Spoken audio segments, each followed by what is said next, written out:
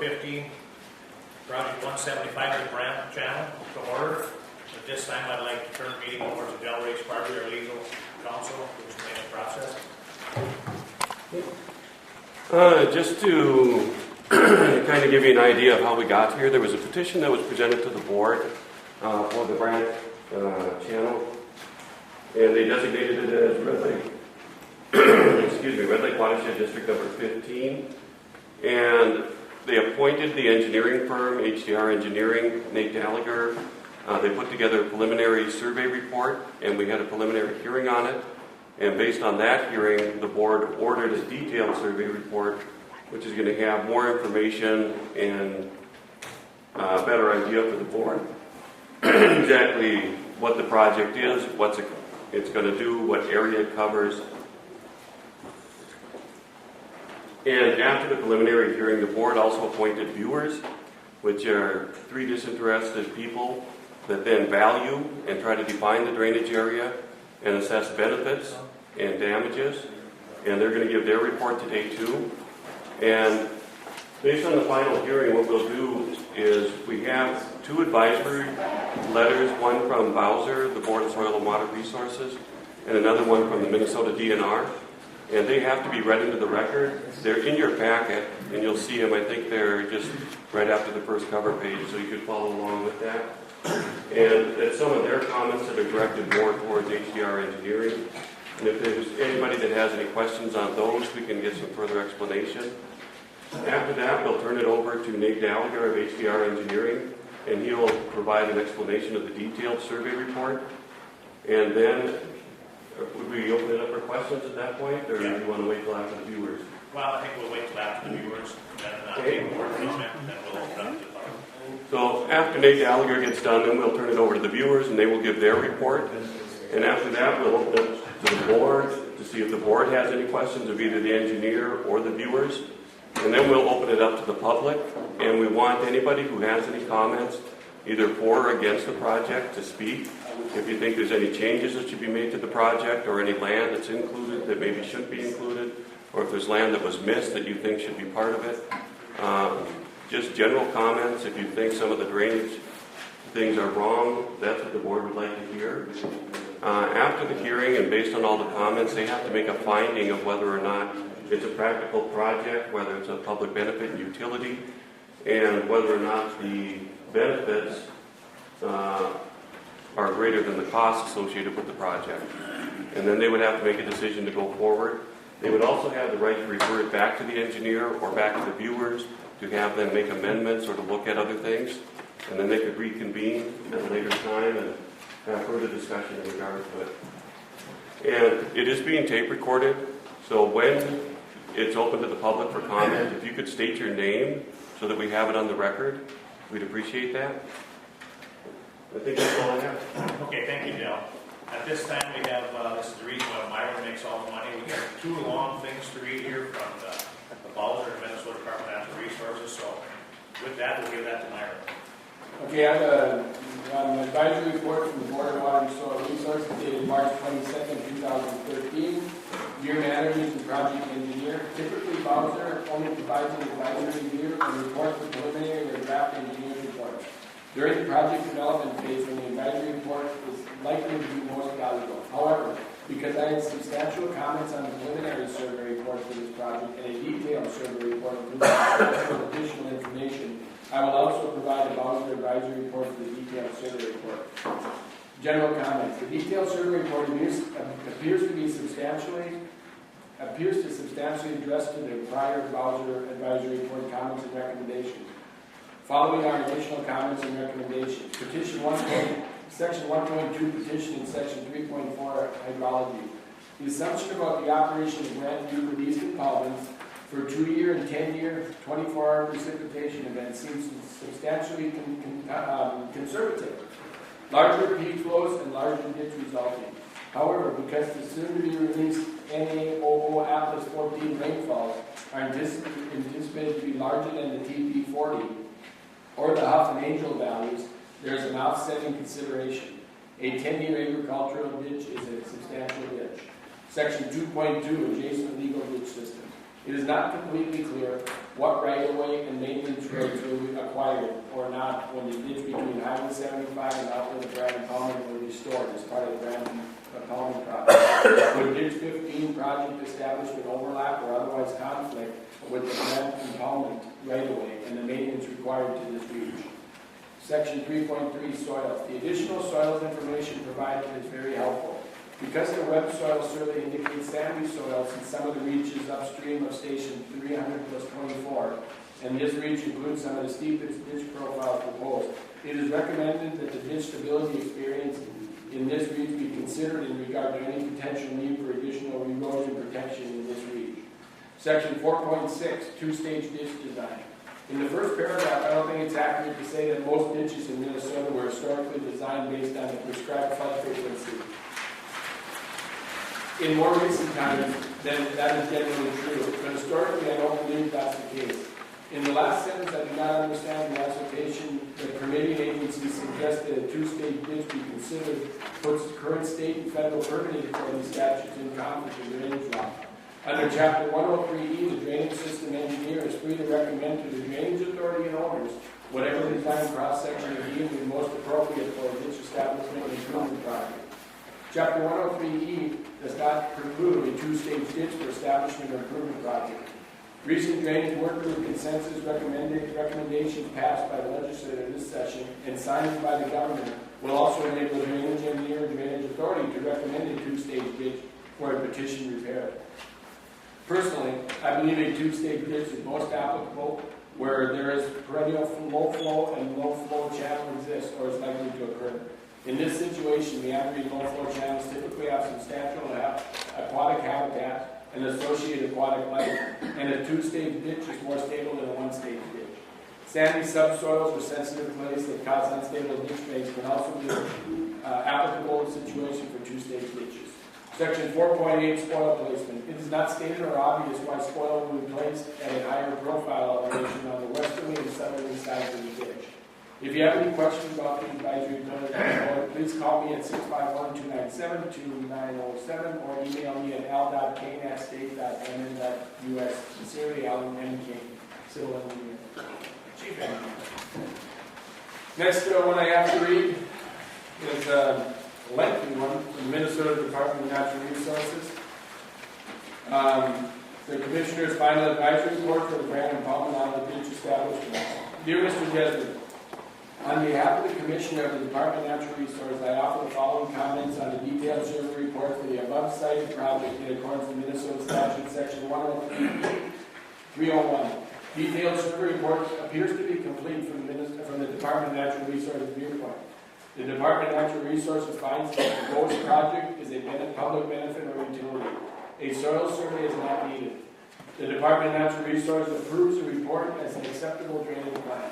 As you are aware, our comments on the preliminary survey report recommended that the project potential impacts on upstream and downstream water courses, restoration projects, i.e. Granbury Creek and Granite Creek restorations, be explored, and that alternatives that incorporate a more natural, stable channel design be reviewed as the final detailed survey report.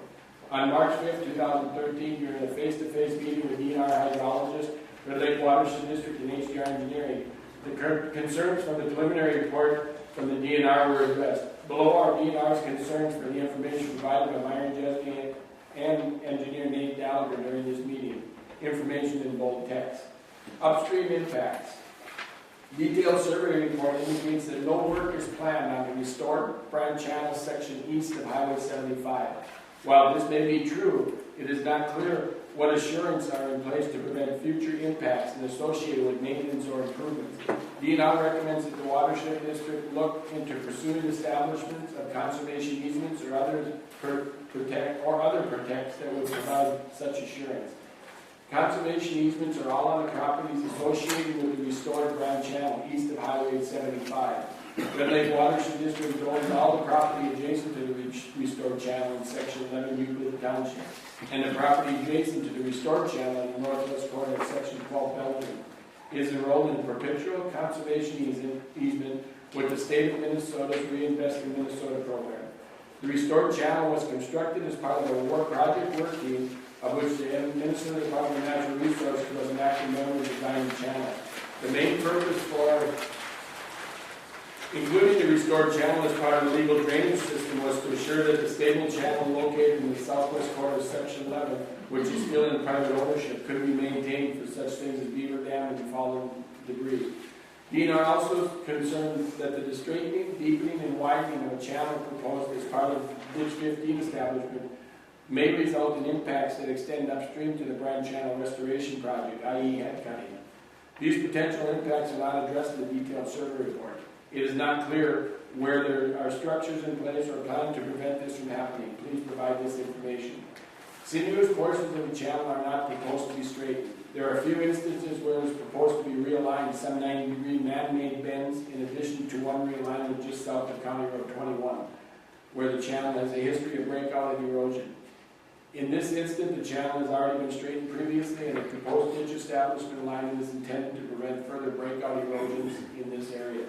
The centerline culvert under Highway 75 are at a grade consistent with the proposed grade on the new system. There are no plans to lower these culverts, which will reduce or stop the risk of head cutting upstream to the restored channel. The general slope, soils, and flow velocities along the project alignment are not of the scholarly nature. In the opinion of the watershed district and its engineers, that the likelihood of head cutting is low. Downstream impacts. The report indicates that the project is not anticipated to be material or hydraulically affected by the establishment of Ditch 15. Section 4.6 of the report indicates that as part of the ditch design, usually threshold method channels are over wide or low flow, meaning that during such time capacity to keep sediment in suspension is inadequate, resulting in deposition within the channel. DNR agrees with these statements and is concerned that subsequent high flows will mobilize such sediment and transport it to downstream restored reaches. Please provide information about how the project will prevent this from happening. The proposed project that should reduce overall erosion and sediment transport potential. Section 3.3 soil states that the soils are silty and sandy soil and due to have erosive potential, and care must be taken to avoid eroding the channel and depositing the sediment downstream.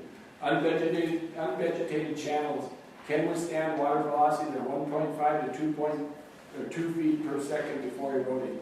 The ditch will experience intermittent flows. The ditch should be fully vegetated during the first year. A conservative assumption is that the channel will be vegetated with natural grass types, which is expected to native type grasses, which is expected to withstand water velocity in excess of 3 feet per second. The channel bottom width and slope were selected to result in maximum channel velocity of 2.9 feet per second for a 10-year event. These same silty, loamy areas are known to be stable for ditches in the project area with a 3-to-1 slope or flatter.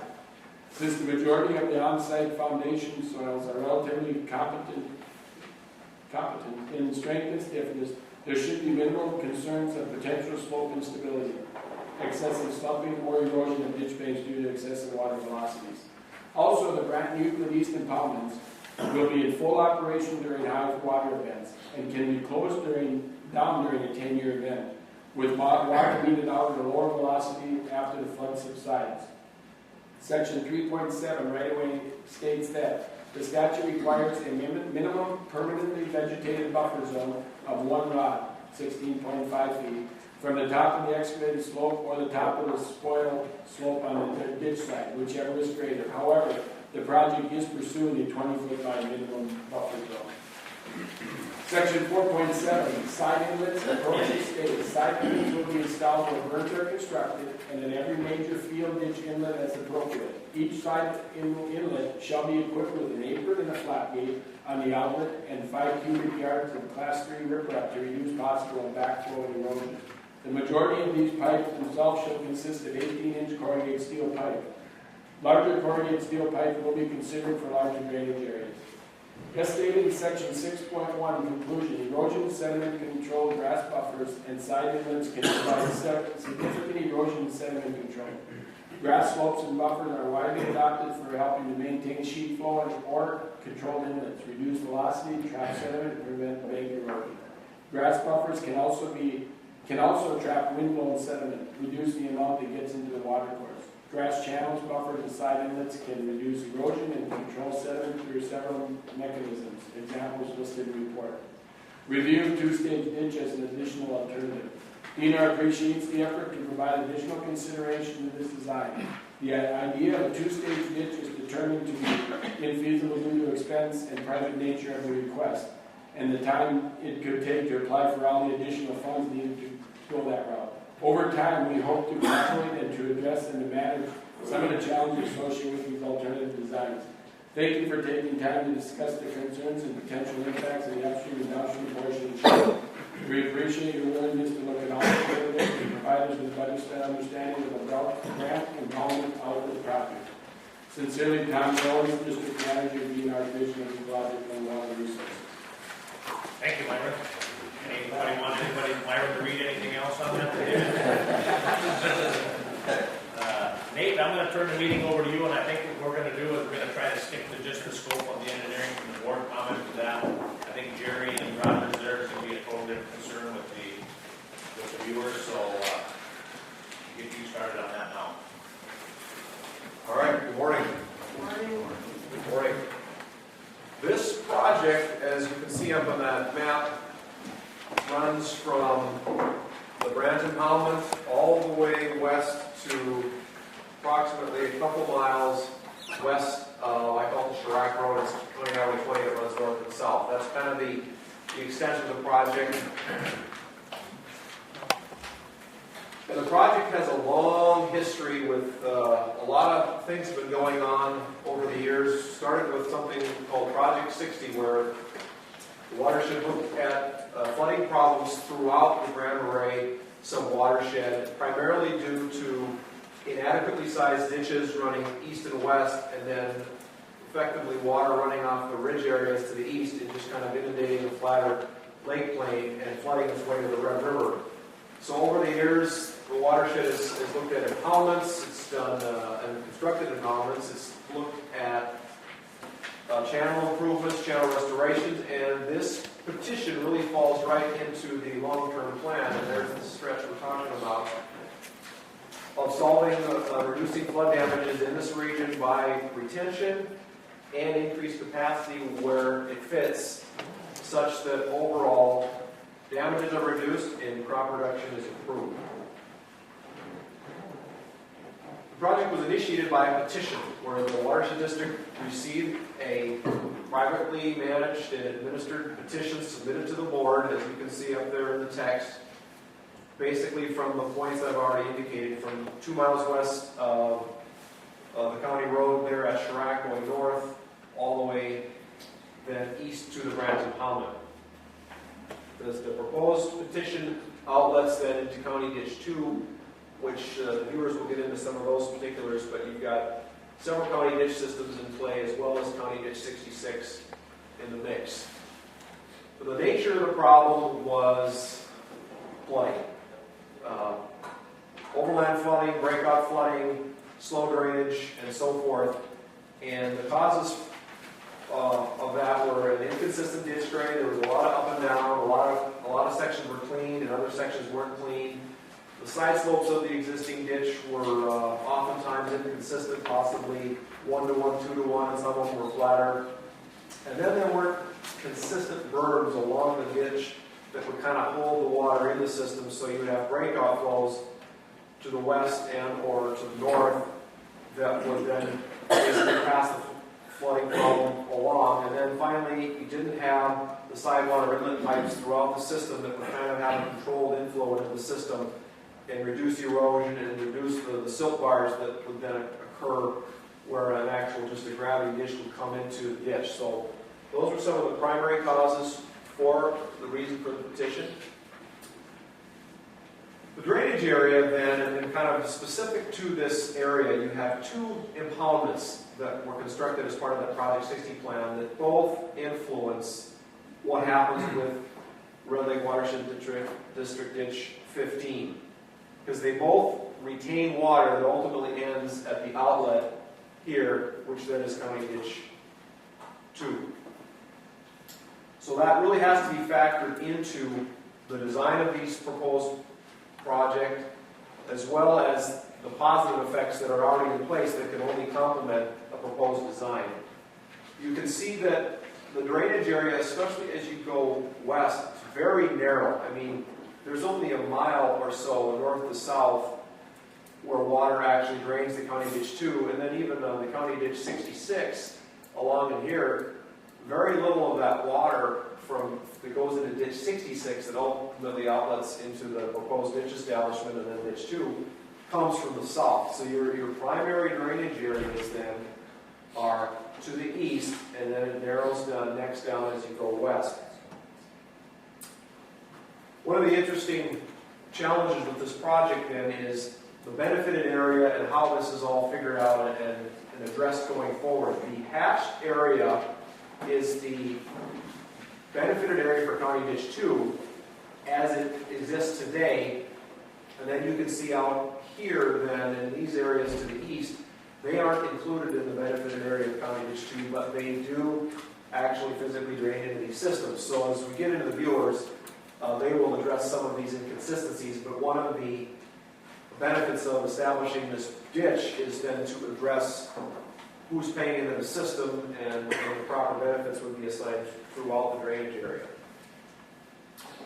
The design goals for the project, I'll just jump down to these bullets, are basically to pass 2-year flows in the channel below the side inlet pipes, and then 10-year flows in the channel below natural ground. So you really what effectively you would have is about a 10-year ditch that would only cause flooding problems and inconveniences in drainage about once every 10 years. That's the goal.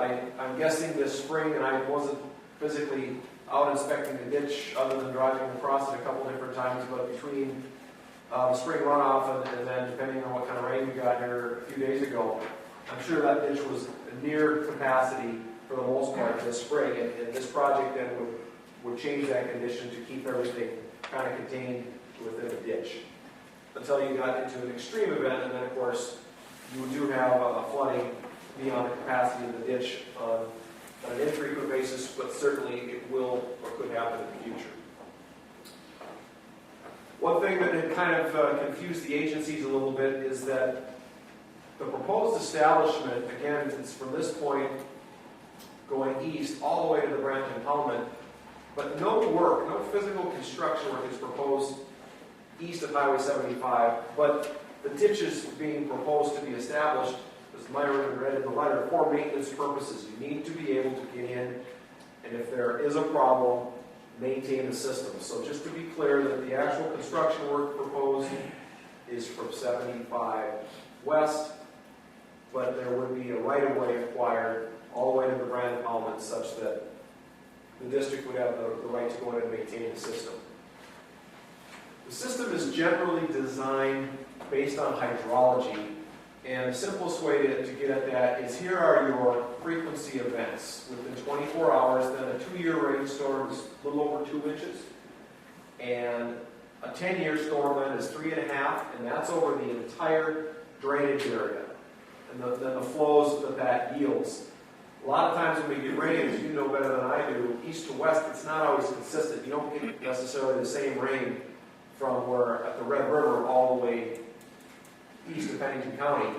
So when you do the hydrology, you kind of assume the whole area gets this sheer volume of water, and that all runs off and ends up then in an extreme case for the 10-year design flow being a little over 1,000 cubic feet per second there, right near where County Ditch 2 heads off to the Red River.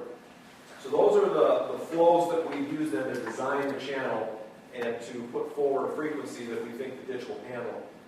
The next thing we have to look at are alternatives. So what this table shows us, really the only thing I want to point out is that we started with the existing ditch at various stations, and where it's marked in that yellow color, the ditch didn't have the existing capacity to meet the design goals. So as we went along to a 12-foot bottom throughout, to a 15-foot bottom, all the way to here, to a 15-foot bottom ditch with 3-to-1 side slopes in select areas with a berm, that means where the spoil is up at a consistent elevation.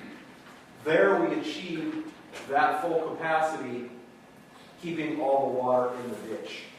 So that is how we looked at the alternatives. We started small and worked our way up until we finally found a ditch that could contain the flows that I described. We also looked at an extreme case. We went from a 15 to a 20, just as an example of the size of ditch we could look at and then the comparable costs that would result from that.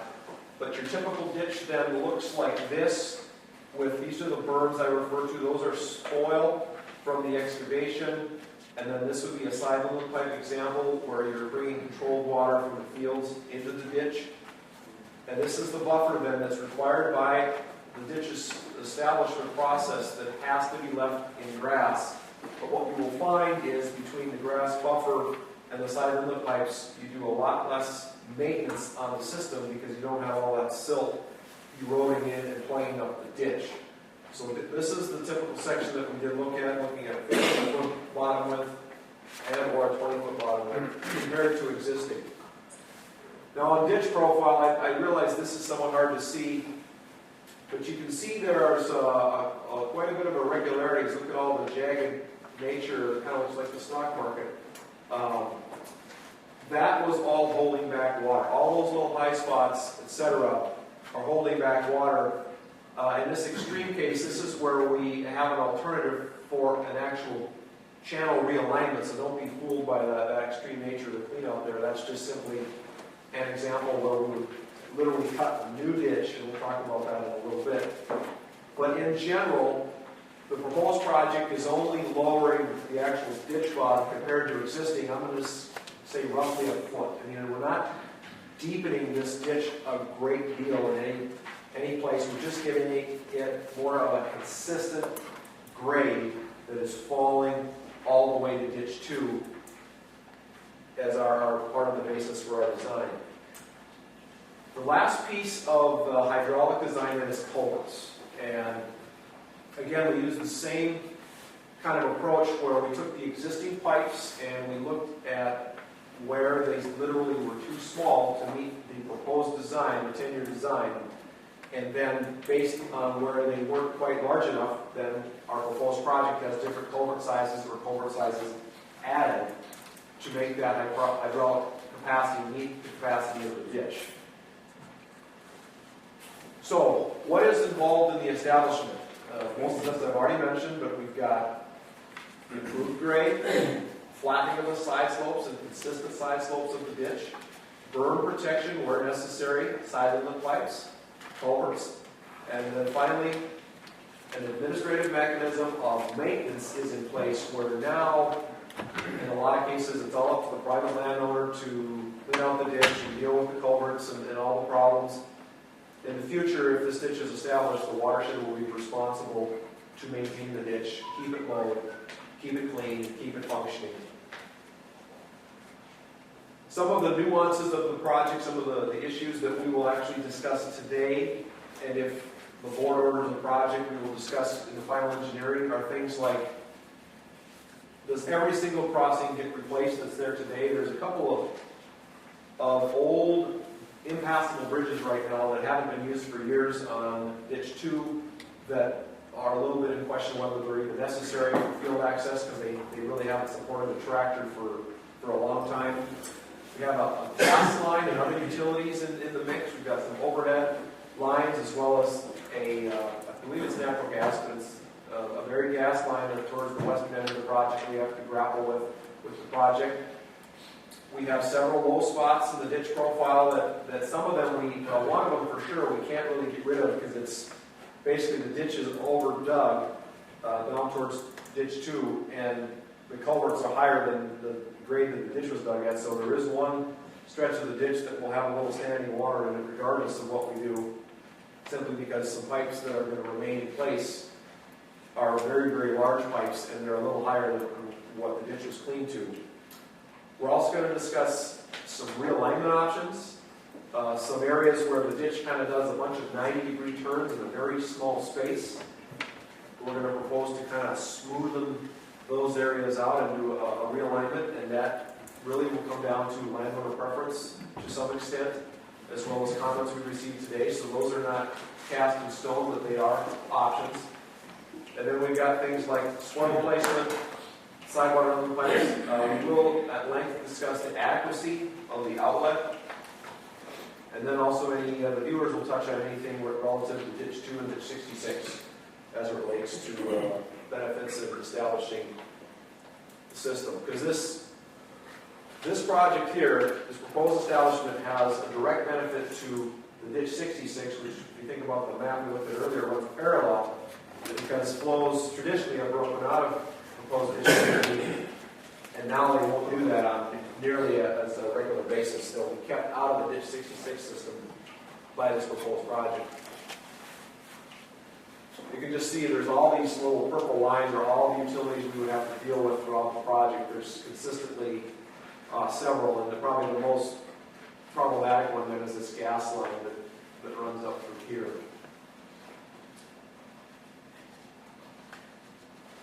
But then here are I'll call them the 4 areas that we could talk about realignment. You've got one up here right near where the ditch turns and heads straight west. You've got the Kovetsky farmyard that's where that gas line is, and quite frankly, the gas line is kind of a fixed point, and we can't reroute the ditch and go straight west and then north into Kovetsky yard because the gas line is simply too high. So where the line is currently is where we're kind of stuck with the ditch grade, but we do know that the homeowner there would like the ditch possibly maneuvered so that it works better with his yard, because right now the ditch actually backtracks and heads northeast before it wraps around, and that's another area for realignment. Then you've got a couple other smaller areas.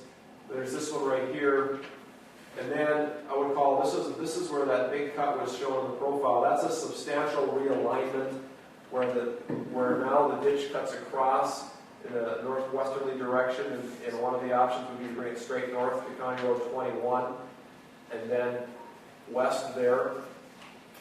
All of these kinds of realignments have a cost or a quantity associated with it. So for the 4 things that I just pointed out, I think what's important to think about right now is simply what's the net added cubic yardage for excavation, because if you think about it, if you realign the ditch in those areas, you're going to be digging through natural ground as opposed to just modifying an existing ditch. So roughly speaking, this is the added cubic yardage for those 4 alternatives, with this number right here, the 26,875, being the added yardage for this option A. If you want to translate that into cost, you can multiply those cubic yardage numbers roughly by, I'm just going to say 2, and it would get you in that ballpark of the number of thousands of dollars that the realignment would add to the project. There has been several discussions with landowners, and like I said, Myron, I think you are out of the room, but if the project proceeds and we go into final engineering, we will work directly with the landowner. And if he doesn't want, or he or she doesn't want that realignment, I guess the ditch can survive without that realignment. But I think there'll be some discussion at the board level here as well as far as which realignment options to pick. But generally speaking, they are on the table as options, and they do all have an associated cost. Some of the smaller ones, in my opinion, have a lot of engineering utility. You get the 90-degree bends out of the ditch, you have a smoother flow, you have less erosion, and in a couple of those cases, you've got utilities right on top of the ditch. You can maybe get the overhead utilities away from the system, so that when you do maintain the system, you're not fighting with power lines and ingress and egress issues. The only exception then would be this larger, the 27,000 cubic yard option right here. That is more of something that would benefit the landowner. It doesn't necessarily have a specific engineering rationale behind it, other than it straightens it out and it would reduce the history of the breakout flows. That does have a substantial cost, and I do recognize that option A that's shown up there.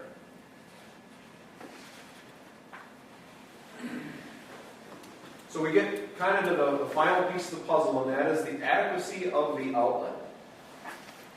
What this map shows is, with respect to the Red River, what areas contribute to which part of the Red River flood. And this is an area to focus on, and that is the middle area really contributes the most to the peak of a Red River flood. So the areas that are closer to the river then drain out ahead of the peak, and quite frankly, drainage is a good approach to reducing flooding on the Red River in this area, because if you keep the water out ahead of the Red River flood, it harms less people or nobody at all because it's saving from the channel. Well, this project then, it is a drainage project. It is, generally speaking, in the early area of the Branch Impoundment sits kind of right on the line. And so drainage and improving drainage is an acceptable method to essentially reducing flooding on the Red River where this ditch is located. What you don't want to do necessarily is improve a ditch in the lake area and then remove that water to flood the Red River at a time when the Red River is peaking. That's just an example of kind of the logic behind that statement. Well, in the case of this project, we're concerned about the Red River, yes, but we're more concerned about County Ditch 2 and where this water ends up more locally, so to speak. This is the kind of flooding, this I believe is County Ditch 2 water taken many years ago, but an example of what happens when you get closer to the Red River. It's just kind of an endless sea of water. And so this project was designed to, in a multifaceted approach, address these westerly flooding problems, because there, as I stated, there are 2 projects now built, Branson and Euclid East, that retain an amazing amount of water, ultimately from County Ditch 2. So those impoundments in and of themselves have drastically improved the ability to manage and reduce flood damages on County Ditch 2 and County Ditch 66 system. The last piece of the puzzle then here, as far as the petitioners are concerned, is making sure their ditch can handle the water that it gets. Not so much from the Brandon Hallman area, because the watershed can close those gates and basically shut those flows off, but from a rainstorm that happens downstream of these impoundments. That's really what's behind the concerns, and the problem that remains is these ditches are still too small to handle the water that falls downhill of the impoundments. Here's an example of a volume of water that was held in 2010 and then metered out over the years. This is the branch impoundment, and this is this restored channel we talked about, that the actual ditch establishment would include this area. But again, no work would be done in terms of excavation in that reach. So these impoundments have a tremendous ability to basically reduce flood hydrographs. And what I'm showing you here is an example of, this was a pre-project scenario with the Branson impoundment. Well, what you can do is literally store all this outflow, and then you meter it out, that's the blue line, over time, long term. It literally is like shutting off a faucet, and it has tremendous benefits downstream all the way to the river. And effectively what you're doing is you're chopping off a flood hydrograph and translating it into a stored volume.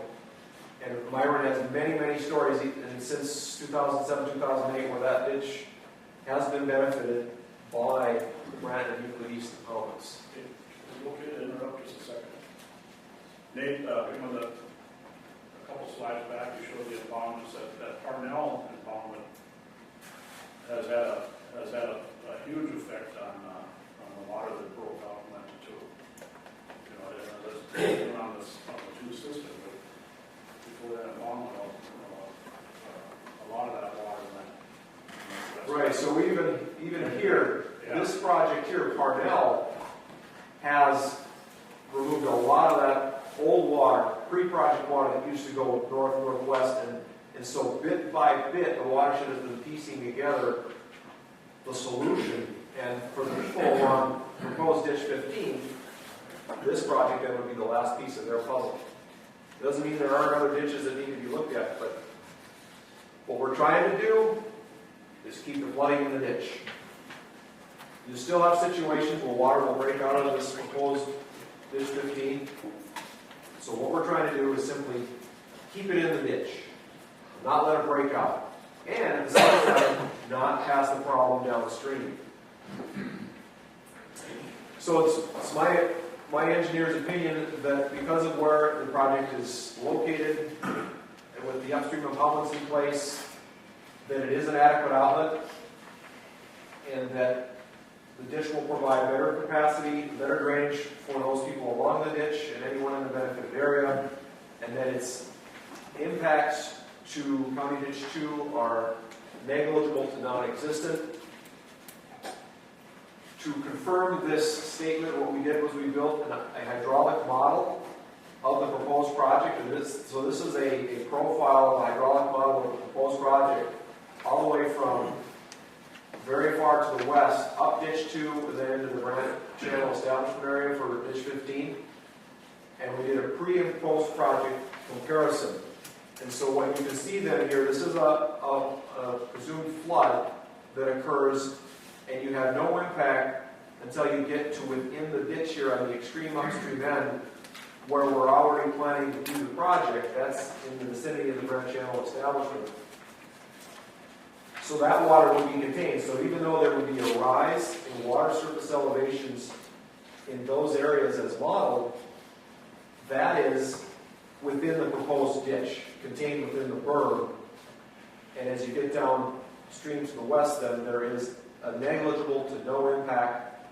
And this is also done assuming the impoundments are not operating. In other words, we looked at a worst case scenario to be fair, to not always depend on the impoundments. We wanted this system to stand alone and to be able to show that the ditch was not increasing flooding downstream on Ditch 2. Because that was one of the concerns. So then I want to go to, let's see, I'm going to go way back up here to the map. Part of the reason that Ditch 2 is not in threat from this project is that, look at the narrow drainage area along Ditch 2. Okay, I talked about early, middle, late earlier. Well, with respect to Ditch 2, when we have an event, whether it's a rainstorm or a spring snowmelt, these narrow areas can drain off and are hopefully moving through the system if the culverts aren't frozen and the ditches are full of snow, long before water comes from the east down this proposed ditch, meaning the water from Ditch 2 is ahead of or is early water, and the water from the east then would follow that, not to exacerbate the problem. Because the ultimate problem with County Ditch 2 is not so much that it's too small, but it's the Red River. The Red River itself has an amazing influence on the problems with County Ditch 2. And so I'm going to go to that slide to explain that a little better.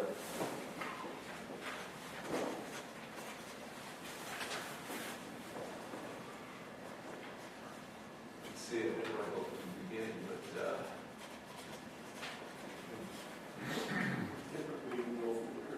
yeah, no, I didn't see, we could give you that button.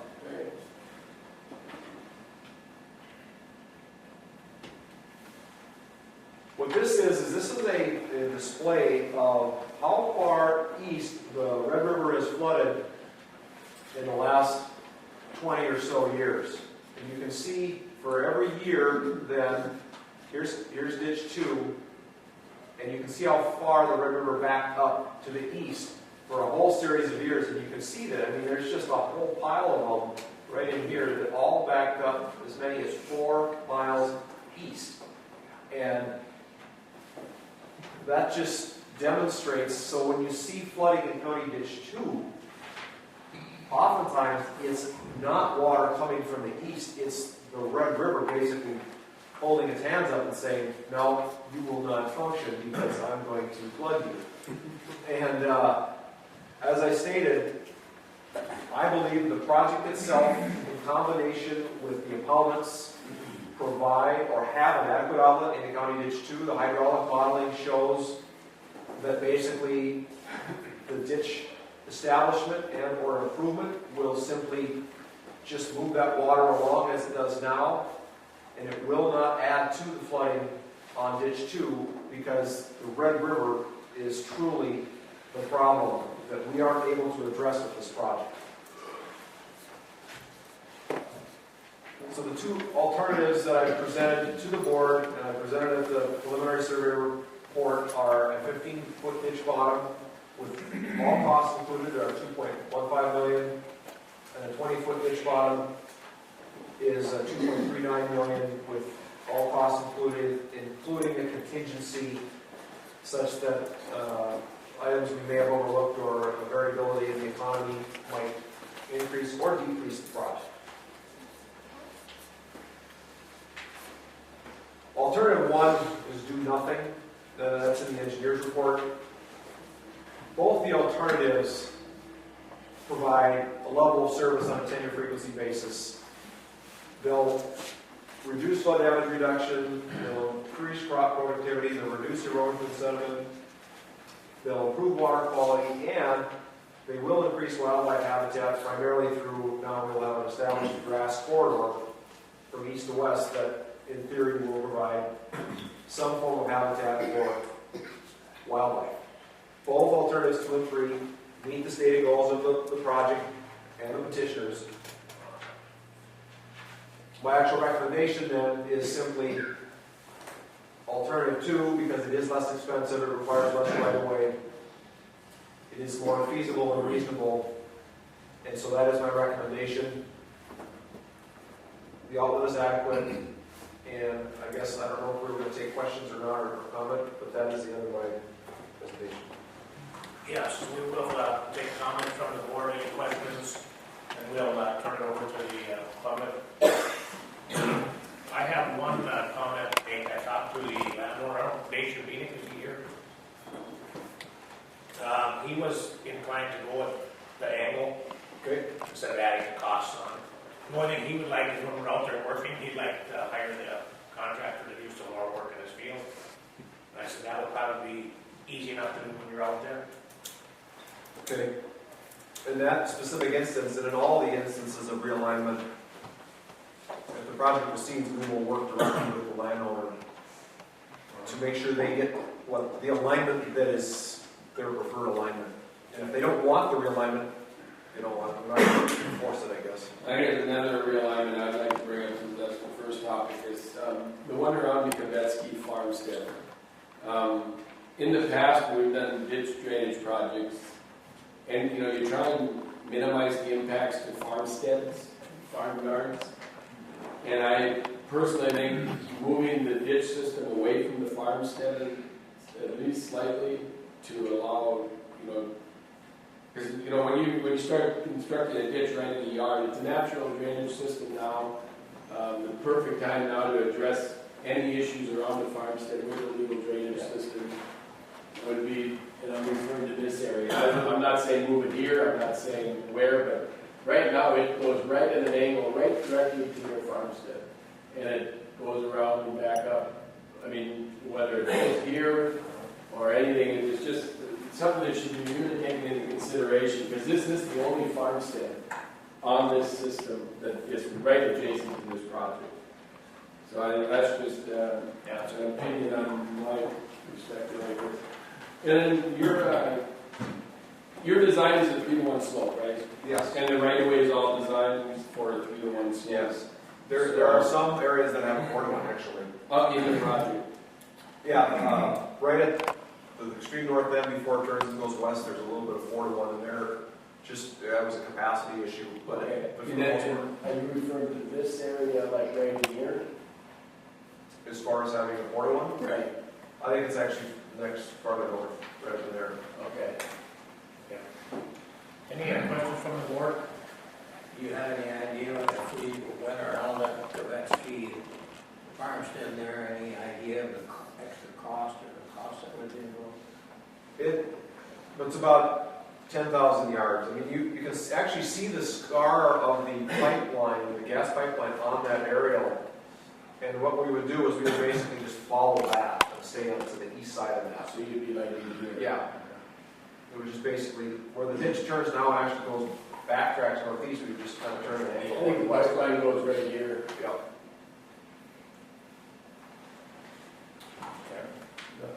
Does that cost of 2.15 million include the realignment options? It actually includes all of them.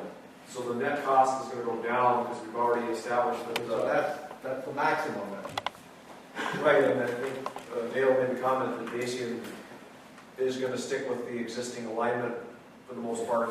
And that's at 2.15. That, yeah, so I mean, the project just went down probably $70,000 due to option A falling off. It's shown up there on that map.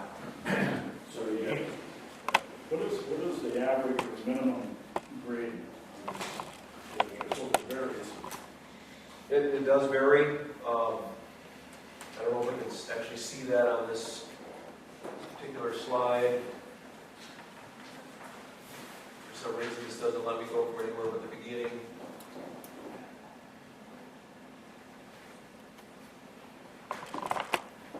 I don't know, maybe Matt's here with my office, he might be able to get, I don't know if we can read those or not, Howard. That's pretty good, not that good. But you can see that it's basically the same slope from here to, well, to here. So this is consistent, and then this is consistent. Well, that's a .11, I think, that's a .0. So 0.1 and then something slightly flatter. Yeah, that's a But we aren't lowering any culverts, really. So you No, got- we are, in some instances, we're like under County Road 21, right, what's cut across? Yeah. That, there's a pipe bored under that road at a lower grade, so that's how we're accomplishing grade lowering throughout. In some cases, we're leaving the pipes in place, but where we need to lower the entire grade of the ditch, we're putting in what I call a lower flow pipe, and then still use the capacity of the existing pipes, because there's a lot of culverts that are still adequate. I mean, a lot of them are plenty good with a lot of life left. And there's no need to increase the pipe sizes other than on 21, and that's simply to get the low flow. The pipes on the system are not, I mean, you're using the existing conditions, the existing culverts, so they will dictate, the flow as well. And there's one case where 2 box culverts are too high, we're gonna lower one, and that's only to get the low flow channel, because they're a little bit up on an island almost.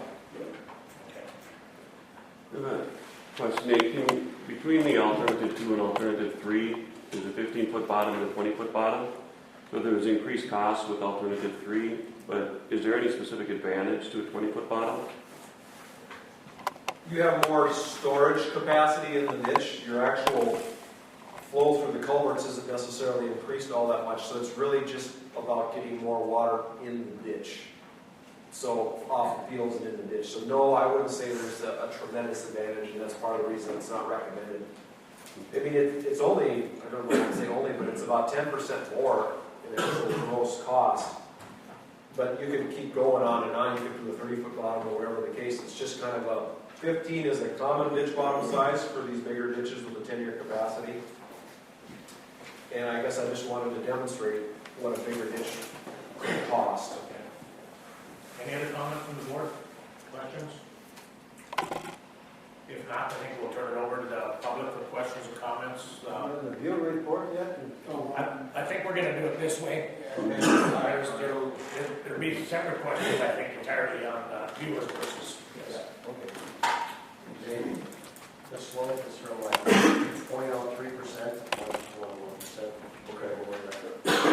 So I guess the flattest slopes are 0.03, that's fairly flat, but And that's where you're probably getting more capacity with the ditch, the 41, Yeah. to get the capacity versus the slope. I think that's really dangerous.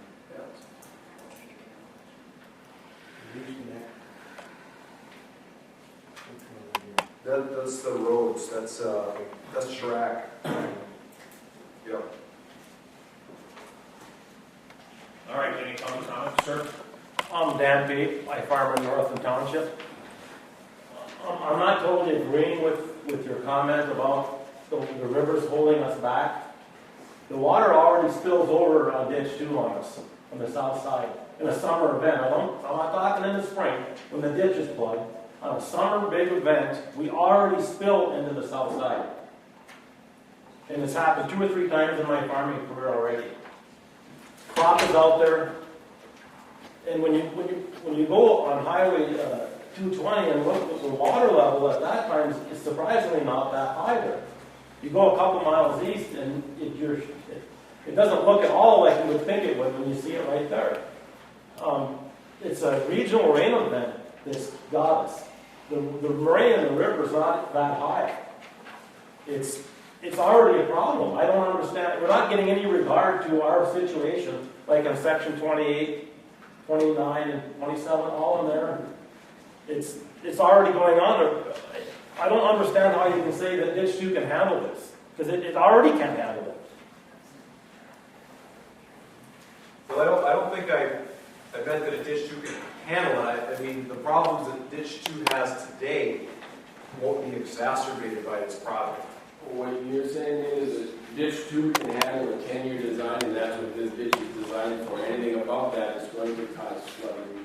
So there might be times when there wasn't an event, there was a 15, 20-year event that isn't intended to address, this issue at all. You're going to have events that are catastrophic. Or Yeah, you're still going to have breakouts, you're still going to have flooding in this whole region, but between the Thomas, which have the ability to literally turn off 40 square miles of drainage area that used to flood you, that's now off the table. And this proposed ditch isn't even factoring that in, other than I mentioned it here. We're still looking at providing the petitioners drainage, and even that proposed drainage has been shown not to materially affect ditch 2 up to the 10-year event. I guess I'm not buying that, because all this improved area out there, I understand the pond that's not going to be released when we can't handle the water. My concern is when we get a major rain event in the improved area.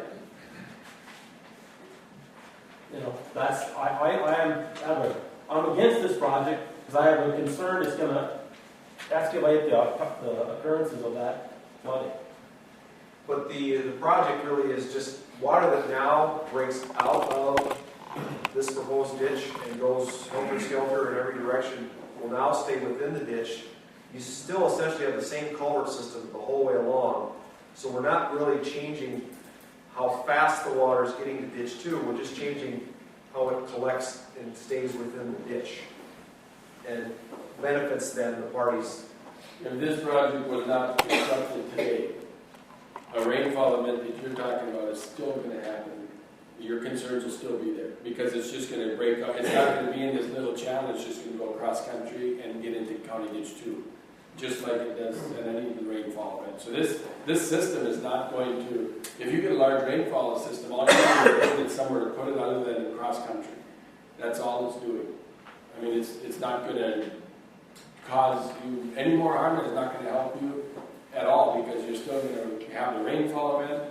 Going to go across country, go across to County Ditch 66. It's going to head away from County Ditch 66 to the west. It hits a township road and goes into County Ditch 2, almost in the same area. I don't remember what section it is, but when it keeps breaking out, it still comes down to you, and it's going to cause that flooding event, and it's going to go over County Ditch 2 as well. But that rainfall event is going to happen whether this project is here or not, and you're going to flood whether this project is here or not, because it just breaks out.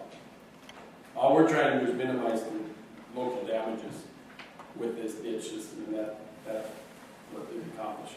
And it's important to recognize that the statute, the engineer has to determine if the outlet is adequate. And I agree, I don't disagree with what you're saying, I agree with what you're saying. You have a problem. However, the statute is asking me to determine if the proposed project will harm others, or you, an example. And that, my opinion is no, it will not. But again, you still have your problem. That's another project, or that's something I can't solve today for the stated reasons. So I mean, I respect your plight. It's a problem. Would an improvement to ditch 2 help your situation? I'm sorry? Would an improvement to ditch 2 help your situation? I still didn't hear you. I'm sorry. I said, would an improvement to ditch 2, would that alleviate your? Yeah, I would imagine I guess I don't know what it would take. I think the problem is the ground, we lose the drop right there. It just flattens out and it just piles up there and it spills all over. And then during the spring, it's bad. I know it cuts roads and this and that, but what's hardest on myself is when our crop is out there. And it happens. It already happens. We have another project at the Murray Outlet. I'm sorry? We have another project, the Grand Murray Outlet project, and that's gonna increase, I don't know how much, but with the drainage from County Ditch too. It won't do anything in the spring, but in the summer events, there'll be more capacity on the Murray. I'm not seeing that as a problem, and here's why, because when you go over on 220, when this is all going on, all these, the water's not that high there. It's the river, and typically the river isn't that high when we have a regional event. And granted, that might help some, but I think it's the topography of the ground that's killing us, and in my opinion, this is gonna make it worse. Other questions? Sir? I'm Ron Bostic from Northland Township also. You have a profile map of, you have a ditch profile from Sally to 75 to where the project will terminate in Tabor Township. Do you have a profile of the land beyond that to the river? We do on the UNI website, the LiDAR. Could you pull that up if you can? Well, you want to go all the way to the Red River? Yep. That's what this is right here. No, that ends at 390th Avenue. I live on 400th Avenue. From 400th Avenue to the river, it's just about flat. Okay. So this profile, just use your imagination. Let's take the table that Myron is sitting at and pour a bottle of water on it. And take that table and lift it up about 8 inches. And that table will run over to Gene, and his is flat. The water's going to run off of Gene's or Myron's table perfect, and when it hits Gene's table, it's going to run out and it's going to spread all over the place. And that's exactly what happens when that water's coming from the east. In a flood event, exactly, that's what happens. In the spring also, Right. Constantly. But again, we gotta keep in mind that we're not even addressing flooding concerns. We're addressing 10-year events which will not leave the channel. That's what we're addressing that's all this ditch is trying to accomplish, is to handle a 10-year rain event, which is 2.5 inches over the whole watershed district. We're not here to talk about a 5-inch rain, a 6-inch rain, or any flooding conditions. Well, what about spring? All we're talking about is, well, the spring is, it's still going to happen what's happening today. The only thing we can control in the spring event is the impoundments. Because whether it goes cross country or stays in the ditch and gets to dead spots, it's the same event. It's the same scenario. But look at speed, how the speed is different. When you're coming with a velocity of water coming from the east down to the west where it's flat, your water's coming with a high velocity. It hits the flat country, and what it does is it goes over the ditch banks and it goes into the section and cuts it out. The ditch slopes that you're proposing are a 3-to-1 slope. Now, can you tell us what the ditch slope is on the ditch 2 from the end of this project to the river? It's probably almost a 1-to-1. That ditch is eroded away and it's straight up and down. The sun does not get in there and thaw anything out. And we have all the water coming, we have the ice jams coming, and it plugs everything up and the water runs out and cuts across our townships like crazy. The velocity of the water coming is going to be greatly increased by this project. Whether it's how much your culvert size is, the water's coming faster. I guess I have to disagree with you. You bring up a good point about this graphic, though. This is just a snapshot of the proposed project area. Okay, that's just one point in place in time for a particular event. As you go west, it does flatten out. As you said, it will flatten out. However, this model, hydraulic models are built from the downstream point upstream. So this water surface elevation, as you go upstream, is based on the downstream water surface elevation and so forth. And we started this model with the tailwater of the Red River. So it is built up from this flooded flat area you're talking about. And it's important to point out, again, we're not adding more water at the wrong time to your problem. You're saying we are, I'm saying the engineering says we're not. We're just gathering it in the ditch, we're deepening the ditch and flattening the side slopes out so that it moves in an orderly fashion instead of breaking out and going actually in some cases faster to the wrong places. So this problem you guys have, you could blame the ditch for that problem, but this proposed project isn't going to add to the problem. That's the point I'm trying to make. It's not, we're not flushing a big toilet here, especially when you throw in those impoundments. I mean, that is just drastically addressed a large majority of the problem, except when you get towards the Red River again, you've got the same problem you always had. Okay, I would disagree with you on that. Last spring, we didn't even have a flood. And on the ditch 75, just north of this project by 2 miles, or 3 miles, the Red Lake watershed, or the Snake River watershed, started running the salt slopes of the ditch from just north of where my dad's farm is to the east. That ditch thawed out, and the water was running great till it hit the area where the ditches weren't dug yet. They went from the wrong end. I don't know why you don't start on the outlet end instead of the other end. That ditch overflowed in a non-flood year because the water came down so fast, because it thawed out, the snow thawed, and the water came out and it hit the exact spot where that bank was not right. And the water broke out to the south and cut across our township roads. So don't give me the hydraulics spiel. I lived there, I see it. We had to put up road close signs last spring when there wasn't a flood. Were you talking about a month ago or a year ago? A year ago. But you're talking about the side slopes aren't going to make any difference. It makes a huge difference how fast that water gets there. Because those ditches will thaw out much quicker, and then you get to the west where they're not, and then the water has nowhere to go but to the south or across to the north. It's just a matter of physics. Well, I don't think that you two are going to agree on anything further than that. Were some of these things addressed at the preliminary hearing, Ron? I wasn't at the preliminary hearing. Okay. Next question.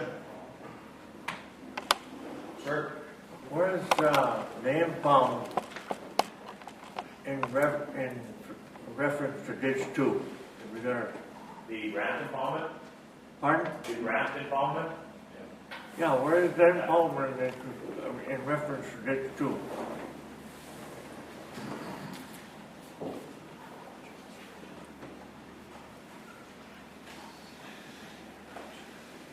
As far as the length, how far it is from there? Is that what your question is? Well, I'm thinking of east and west. It seems to me you're running the water south, aren't you? Here's the city of Euclid. Yeah, Okay, where's here's Brant? Brant impoundment. Right, I was just giving you a reference of where we are geographically. Here's Euclid. The Brampton Common it's literally 2 miles west or east of Highway 75, of Highway 75. And County Ditch 2 is, I think he wants to know how many miles it is from the Grant. and how many miles? Well, isn't there, aren't you jumping one coulee to get to ditch 2? No. No. Can you see that map, sir? Here's the Do you have a pointer? Here's the branch impoundment, and here's this channel that runs through there and then on its way to ditch 2. Here's County Ditch 66 and branch C that comes out of the city of Euclid and Euclid East. Okay. Does that answer your question, sir? Well, looks like you're running the water south instead of north. This water runs west and then north. This is north up here, so it's running west and then it goes north. This water runs that way. Okay. Well, there's another coulee there, 2 miles south of Angus. That's this one. That's County Ditch 43. I don't know what. Yep, that's County Ditch 43 up here. That's right here. And then County Ditch 44 is up here. Okay. Next question, sir? Yes, Brian Kasprick, I farm along County 21 in section 34 and 33 of Banks Township. And for us to get advantage for this improvement, we'd have to clean the county ditches, which is no problem. But where our problem is that the culverts underneath all the roads and field crossings would have to be lower too to get the water, because right now the water hardly even runs there. So for us just to clean the bottom of the county ditches would not help us. So whose responsibility is it for it to lower all the crossings and that? Is that farmers or? That would create another improvement. Hey, do you want to get that? Well, Have you looked at that at it all? would be map specific. I need to know kind of what you're talking, where you're talking about. Along County 21 and right along the highway there.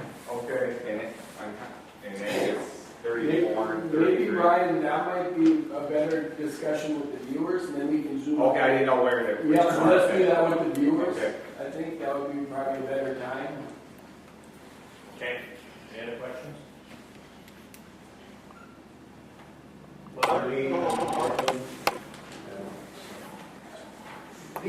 We're in several counties, these don't solve problems. The individual problems are going to remain. The ditches can't solve it all due to the topography of our land. So I know engineering has a difficult thing with this.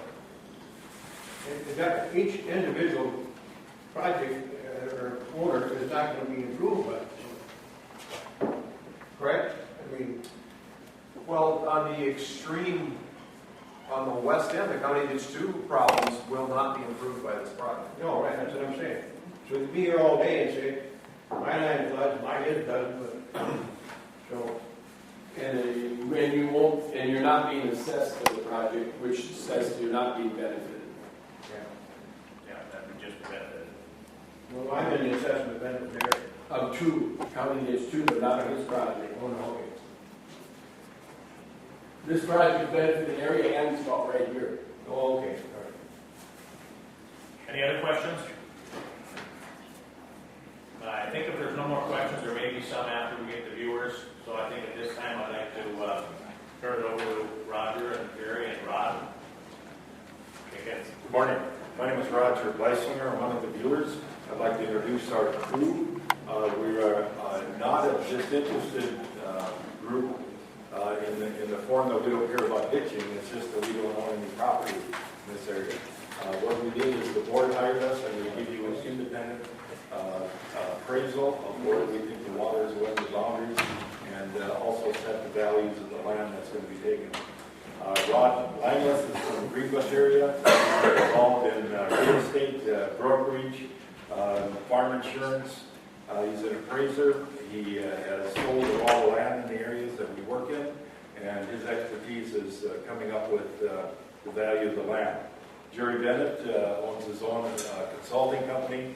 Is very knowledgeable in tile. He also worked for other watersheds as an administrator. He is our technological man. He does the tallying of the 40-acre tracts, and he will be presenting things to you in the slide portion.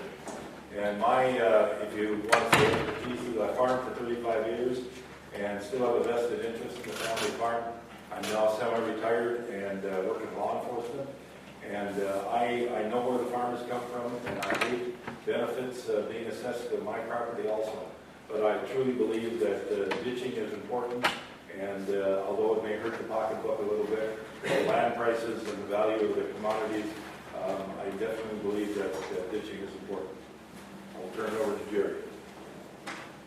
Good morning. Good morning.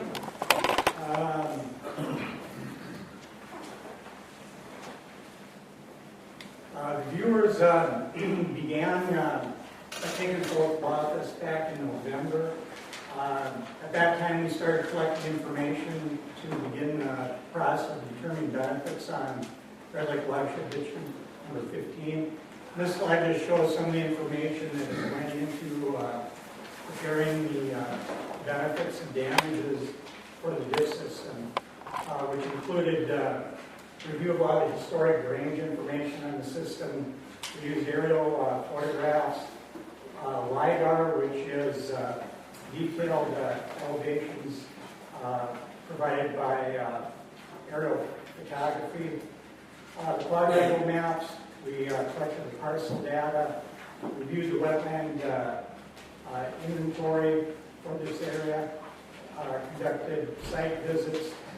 The work that we've done has been in accordance with Minnesota statute. We also used Minnesota Public Drainage Manual as a reference guide, and then the engineering data that HDR provided.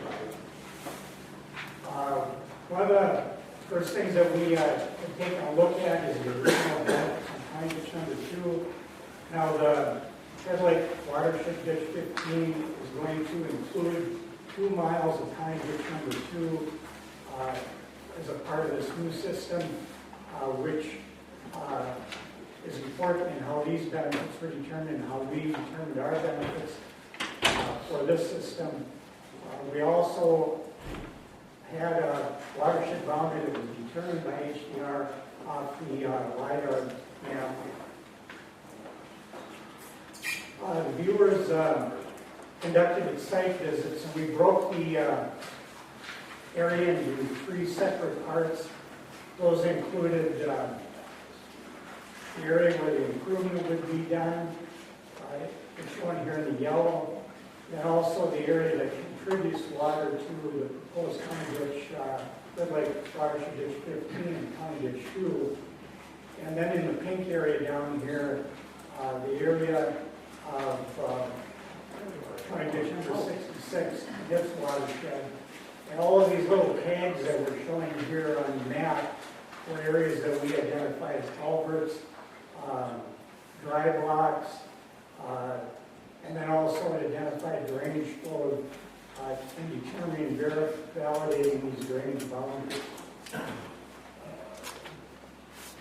The viewers consider 2 types of drainage benefits on the system. Direct drainage benefits. Those drainage benefits would be benefits for properties that would see an increase in property value, increased crop production, or increased utility based on the construction of the proposed system. And then indirect benefits would be benefits for the improved outlet that the drainage system would provide.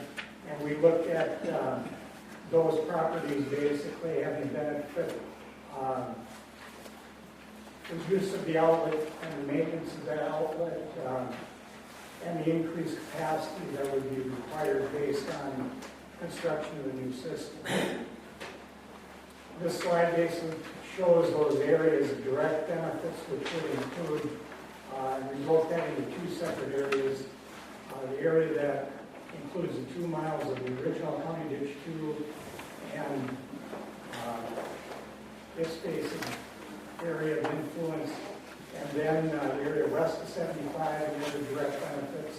The indirect benefits then would include these areas that would provide within the watershed and outlet into the new improvement, and then the area of County Ditch 66 that drains and would utilize a portion of the new system as its outlet.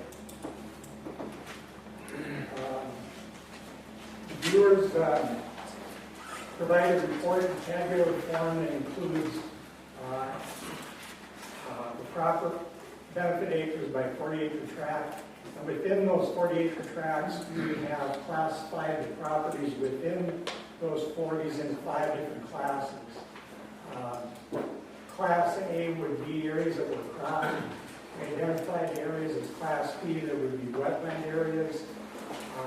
Class C, areas that had residential properties. Then a second class of agricultural property would be classified as D, that included lands that would be in CRP, pasture, or grassland. And then a class E that would include woodlots or conservation type property. So for each section within the benefited area, viewers prepared a plat map, and these plat maps would show the individual parts of the property with their parcel ID number. Similar like this. Then the different classes were broken down by 40-acre tract. And those were given a different color designation. So if there was cropland, in this case, they're showing in brown. If there were wood lots, they're shown in green. If we've got CRP or grasslands or haylands, those are shown in yellow. And then building sites were shown in this pinkish red. For each of these different classifications, we broke down the acres within those different classes. We also identified areas that were, say, conservation easements, or it could be restricted covenants, like flood storage easements, in this case, the impoundments, and then also wetlands.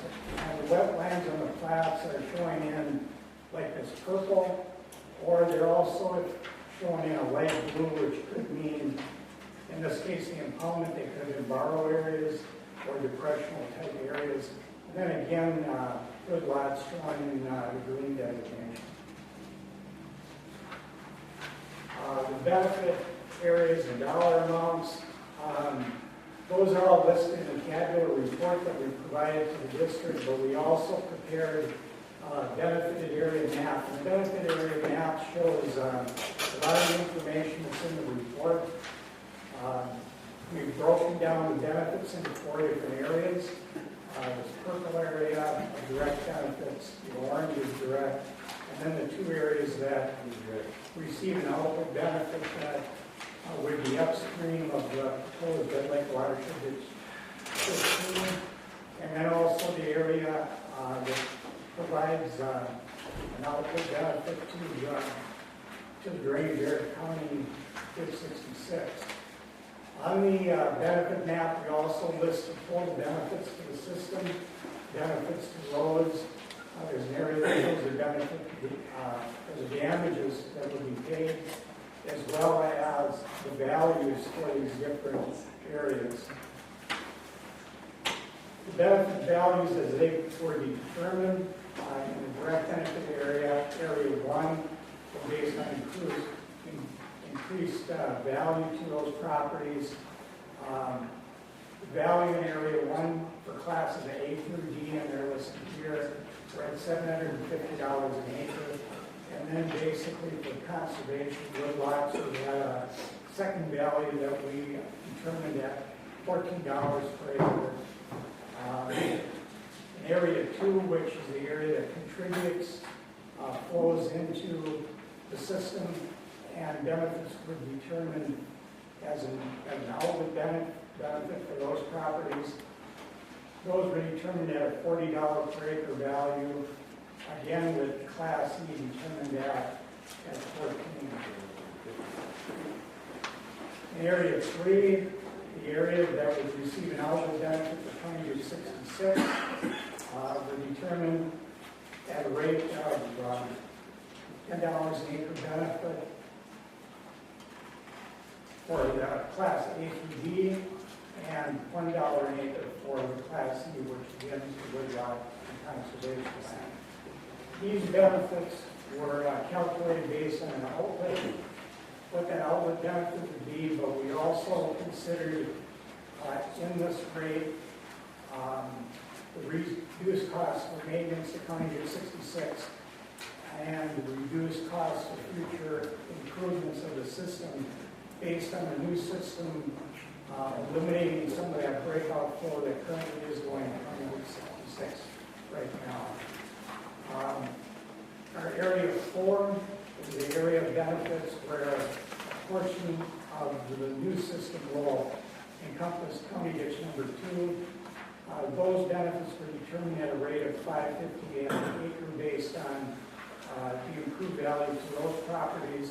And those properties were reduced from what's shown here in area 1 based on a couple of factors. One was additional cost to receive benefit based on, we had some properties that had a longer distance to be able to maybe look at making certain drainage improvements to realize the benefit.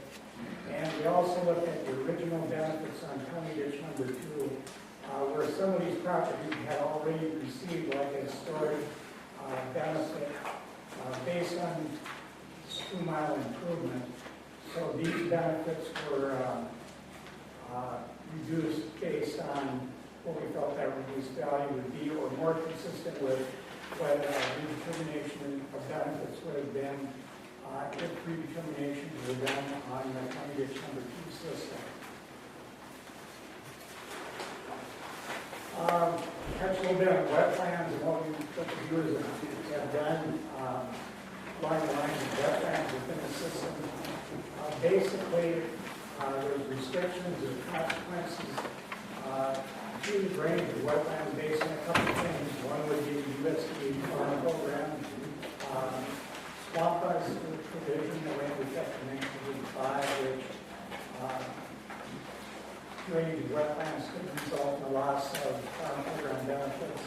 And also the Wetland Conservation Act that was passed in 1991, which as a part of the community benefits on property, one of the considerations that we need to look at. What viewers have done on the wetlands is that in the past, we've been able to acquire the information from the USDA on wetland determinations, but recently that information has been determined to be private data and would require landowners to sign a release before you could actually obtain that information. So for the purpose of this report, what we used was a national wetlands inventory, and that's what this is here.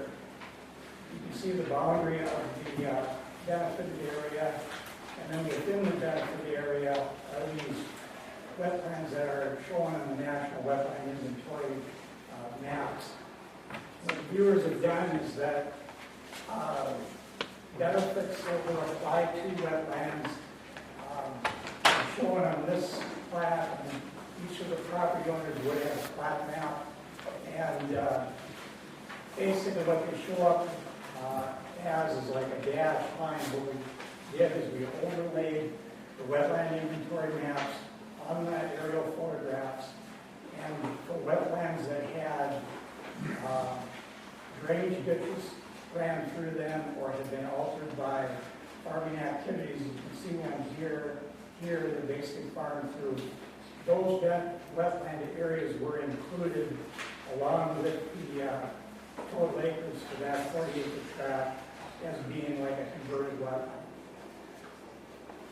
For wetlands that when we did the overlay, we were unable to make any determination as far as any drainage of those wetlands.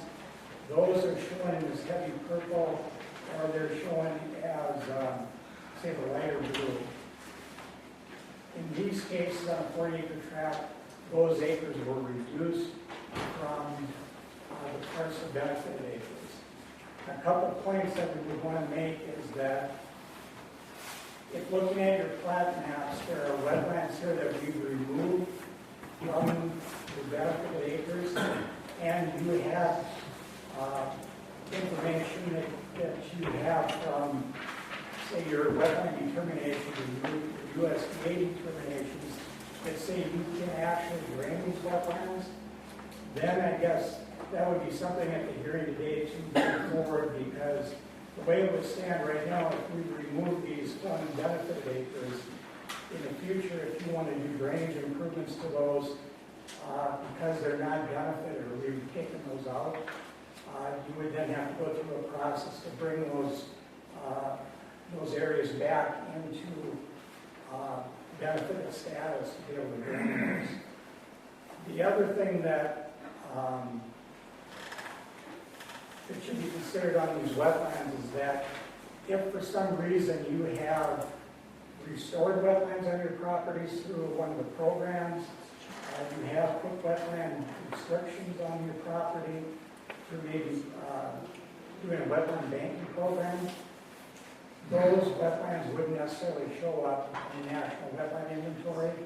So if you have wetlands that didn't show up on the inventory, we wouldn't have removed those from properties. So if you have areas that you have recently created wetlands on your property, and you're saying, well, now because I've got a wetland restriction, I can't drain those could be brought forward, those acres identified, and then basically removed from any benefits. So those would be the two situations on wetlands. Either areas that have been removed that you feel you want to drain or have intentions in the future of draining, make sure that those wetland areas get included in the benefited role, or areas that maybe you've created that you want to remove. Okay, for the roads, what we've done is they're listed in the report, but we've also created a map to show the roads that did receive benefits. And this map basically shows the road, the number of acres benefited based on its footprint. It lists the road numbers, whether they're county road, township roads. And the benefits to roads were based on the outlet benefits that we determined, and there are two separate rates. The area that, say, contributes directly into the new improvement of Red Water District 15 were determined at the outlet rate of $40 an acre. That includes this blue area all the way down to the outlet. Roads that were within the county did 66 watershed area were determined at a rate of $10 an acre. Basically, this table lists those road authorities that are included in the report. Includes the state of Minnesota, Polk County Highway, Pennington County Highway, also the Burlington Northern for their right of way, plus these township roads. This lists the total number of acres that are included in the report. And then the rate would vary for roads depending whether they're in the northern area or the county did 66 watershed. But the total amount then for the road authorities are listed here. And then the total benefit for all roads right away was $30,933.50. The viewers also determine damage payments. Those damage payments are broken into two different categories. Category 1 would be for the temporary construction of the drainage system, which would basically be a temporary easement. And those were based on rental rates, and it was based on 2 years, basically 1 year for construction and say another year loss of maybe of the land basically getting it recovered. So the damage payment for the temporary easement for the system would be at $230 an acre. Then the second area of damage payment would be for permanent right-of-way for the construction of the system. That would include any widening required and also the one broad grass strip. And that rate of payment per acre was at $4,100 an acre. Then the third rate that was established was for the area because we're doing a new system. We have the existing channel that would be acquired because we don't have an existing system, except for the 2 miles of County Ditch number 2 that already exists. But for the rest of the system, the district would be making compensation for the old channel, and that was determined at a $3,000 an acre rate. So in the report, the total benefits to land is $5,570,548.39. Benefits that are determined to the road right-of-ways and railroad, $30,933.50. So, and the grand total, then total benefits on the system would be $5,601,481.89. For permanent right-of-way, we have 135.59 acres in total for establishment of the system, which includes permanent right-of-way on cropland at $4,100 an acre rate, plus that area that's channel goes that rate at $3,000 an acre. So the total damages to be paid on the system would be $451,408. And then the temporary right-of-way would require a total of 66.79 acres. That again at the rate of $230 an acre, for a total of $15,361.70. So now we're going to touch a little bit on the benefits versus the cost to the drainage system. So basically, the benefits as we stand right now are $5,601,481.89. The projected project cost is $2,133,946.65. So basically, the cost of the project is about 38% of the benefits. So then if you look at the three areas that we have determined benefits for, area 1 being the highest, that had benefits of $750 an acre. The total cost then for the project as it stands right now would be $285 an acre. The watershed district is looking at a bond sale on this project for 20 years. So basically the annual assessment, less any interest that would be on the bond sale, would be $14.25 an acre. If you were in area 2, which is the area upstream of the proposed improvement, those benefits again were at $40 an acre. Total cost would be $15.20, and the annual assessment for the drainage project would be 76 cents an acre. Area 3, which would be the County Ditch 66 drainage area, that receives the eligible benefit at a rate of $10 an acre.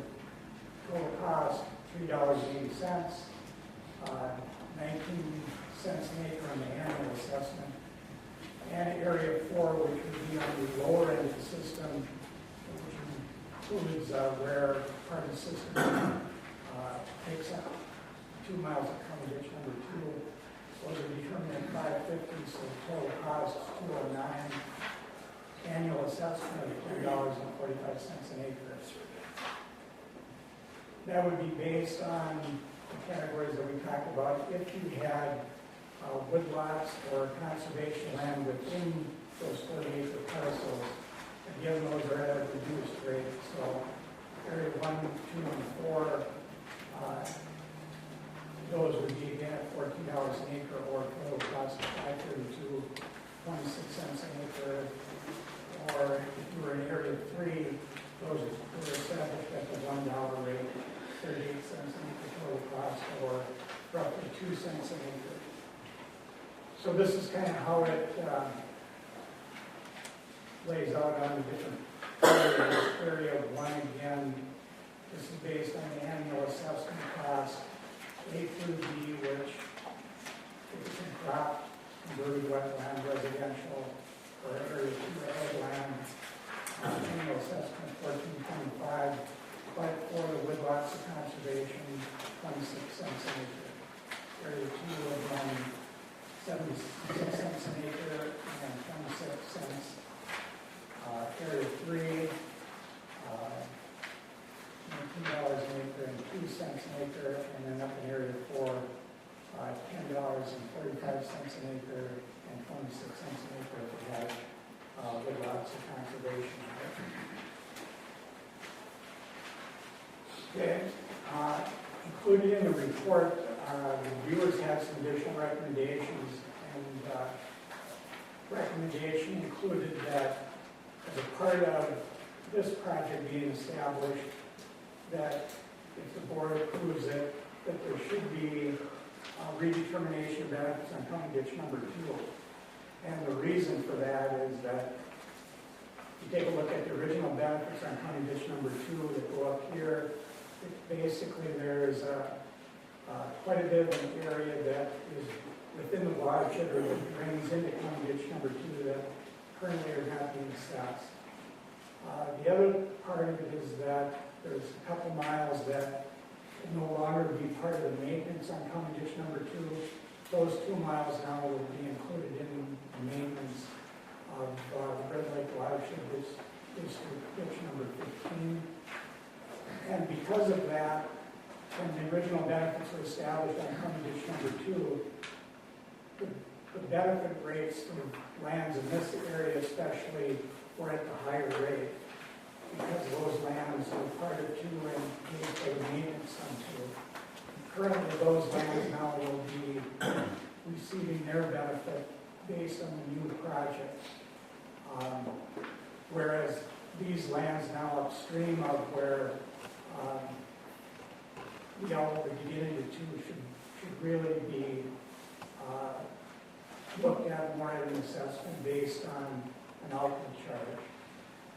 The other thing is that redetermination benefits could take a look at areas within current county ditch number 2 and you find the boundaries. You can see the actual drainage area for county ditch number 2 is here. Benefits actually extend out behind the drainage area. The other reason that it would be timely to look at doing redetermination benefits on county ditch number 2 is that this entire area now has been basically validated for property ownership, and the tabulation of properties and the ownership that's current could actually be utilized from the work that has been done on determining benefits on the Red Lake watershed project or redetermination benefits on county ditch number 2, which would provide a substantial cost savings for doing that redetermination at this time.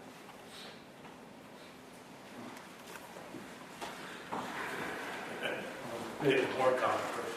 Yeah, and before we do that, I just want to read the 2 letters that we received. I think they're part of everybody's packet. There's a letter from Jay Johnson dated May 20th, 2013. The Red Lake Watershed District, I, Jay Johnson, owned land in the northwest quarter of section 32, Angus. I don't agree with the amount being assessed to this property. I have done a lot of work to this ditch 5 or 6 years ago and don't believe I will receive much more benefit with the work being done. And so thank you, Jay Johnson. There's also a letter from Joanne Kuno, dated May 2nd, 2013. The Red Lake Watershed District, I am unable to come to the public hearing on May 23rd to discuss the district ditch number 15. I, however, had some questions as to could anyone explain to me why my land, what my land has to do with this ditch. I am surrounded by wetlands, Belgium Slough to my north, Kapuli to my east and south, water holes times 3 to my west, all within walking distance from my land or home. I have been told before this doesn't drain anywhere, and I have driven the perimeter of my area and find no drainage culvert in any direction other than the water from the Kapuli does go into the ditch south of me on County 19. Actually, it goes under the county road to the south. So for me to be paying for something I will not be using doesn't seem feasible to me. Of course, it benefits someone, but I want to pay for them also. Thank you for your time, and it's signed by Joanne Kuno. That's it, Doug? Yep. Okay, at this time we'll open it up for questions for the board. Is there any questions for the 3 viewers?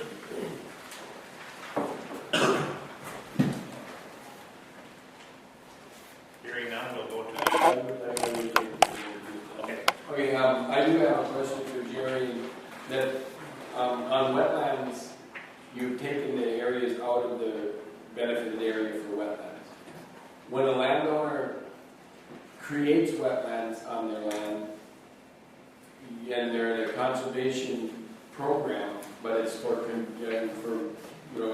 creating wetlands, should they then be taken out at a 0 value or reduced value? You had $14 at a reduced value. So if they've got a restricted covenant where they created wetlands, those would be considered no different than an area that would be restricted by statute that they can't drain it. In those cases, we wouldn't want to apply benefit to those properties. With that, then I would like to, and Roger Jansen is here, but I'd like to speak on behalf of him, if that's okay, because you wanted me to. He owns the southeast quarter of section 23 in Brand Township. He has since, some time ago, he's entered into a conservation easement on this property, and it's entirely owned, or it's a perpetual easement with the Minnesota Department of Natural Resources, and he's created wetlands on it, and it's pretty much all wetland characteristic now, similar to wetlands that have been taken off in other projects. And is it my understanding, Roger, it's the entire 158 acres? Yes, and I've got to keep it maintained forever. I don't get no more payment on it. And the ditch, I don't care how it goes, which way it goes, you know. But I don't feel like I should have to pay on it when I have to pay taxes on the land, and I get absolutely no more income off it. I hate buying something that I don't need. It's actually a WRP program, so Randy Huston, you probably can explain that program and what some of the restrictions are that would, have to do with the drainage benefits and stuff. I have to keep it maintained, you know. Randy, would you like to explain that? Well, the Wetland Reserve Program, yes, it's a permanent easement, and the whole quarter section is in the easement, minus, I think it's 5 acres for a small building site. Yeah. But everything else is under the easement. There is wetland restoration done. Those are not allowed to be drained, and permanent native grass is established. So he can't drain them. So there is a restriction there for him for. What benefited area was he in? He's in the southeast quarter of section 23, and then I guess we're gonna have to address that 5 acre parcel that's not in it for building site, and that has a rate of its own. So we would. I can't do absolutely nothing to the land. I can't even put up a permanent deer stand on the land. Right. You know. And I put it in this government program because it benefited me and at the time, and I figured it would benefit the DNR and stuff like this. We could probably just refer that back to the viewers, Yeah, and they can recommend whatever adjustments. I think so.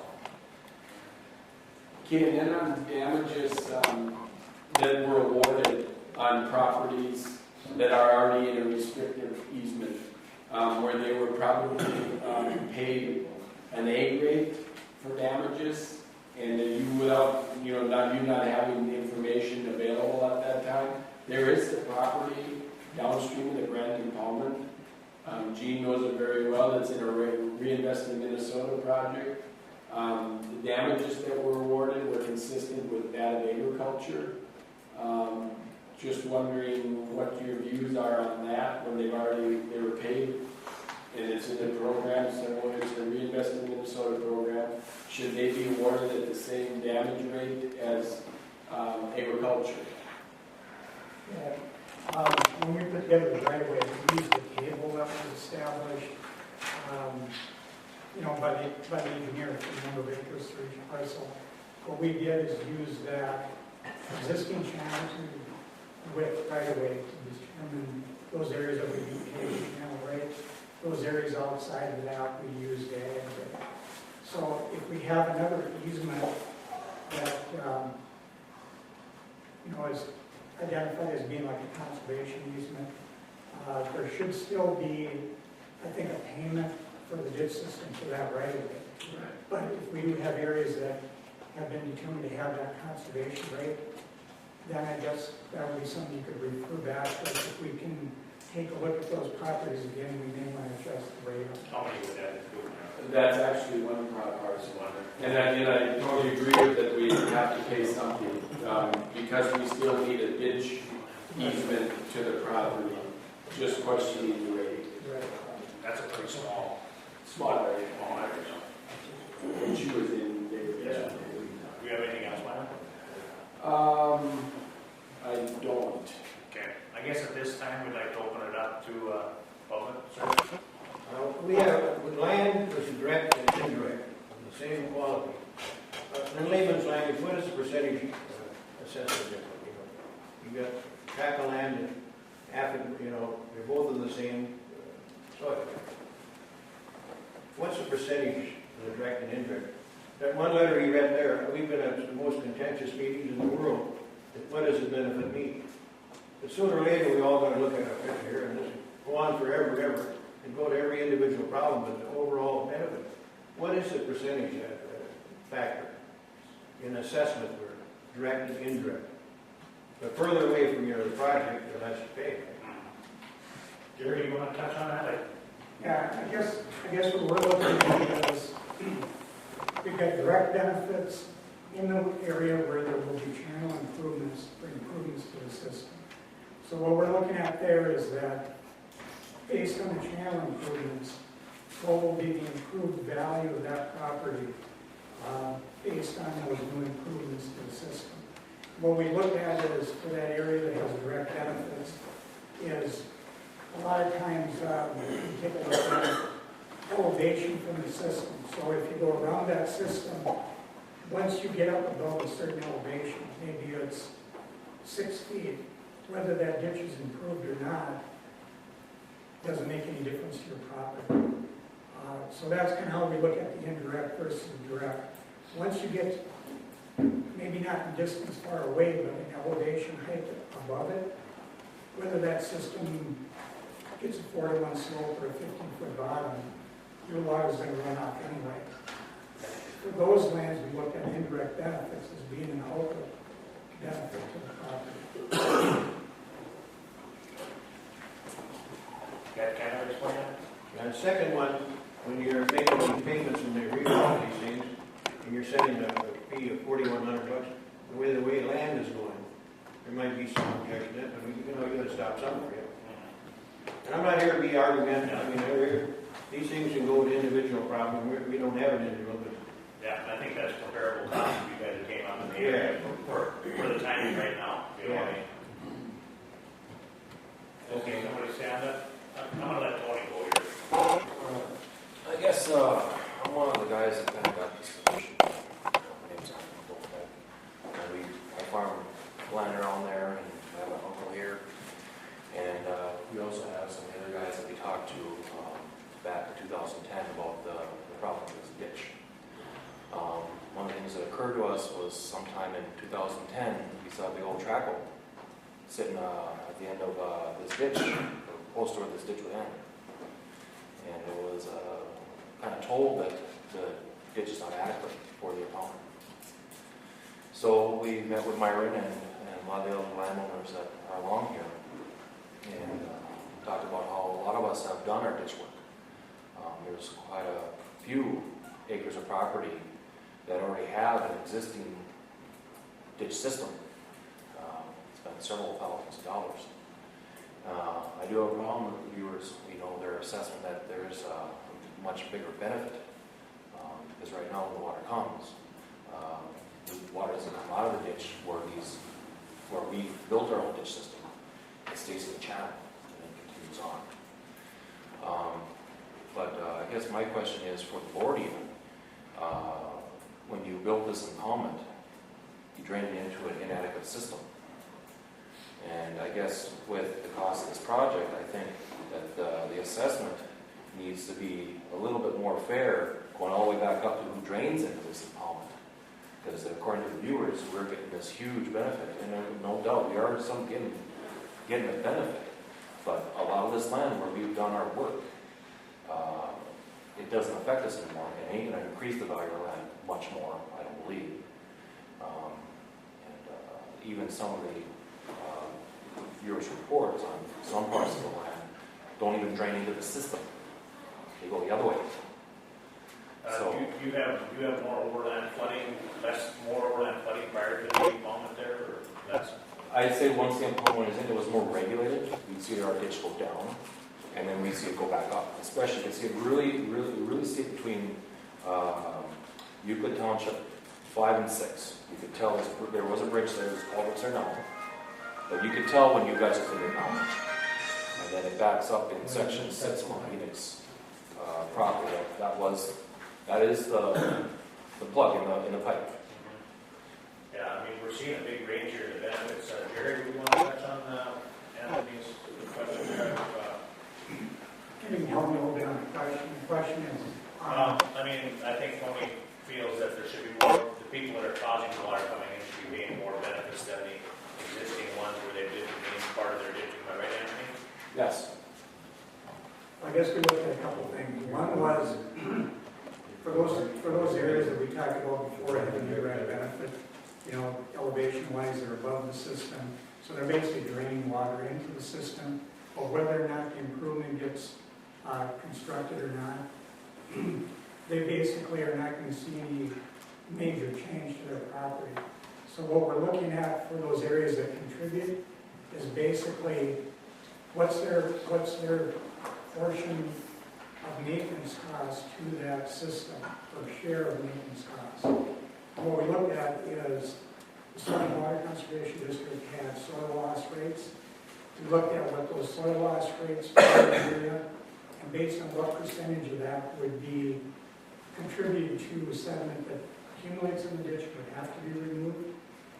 One thing is that you've got quite a large watershed area contributing into it.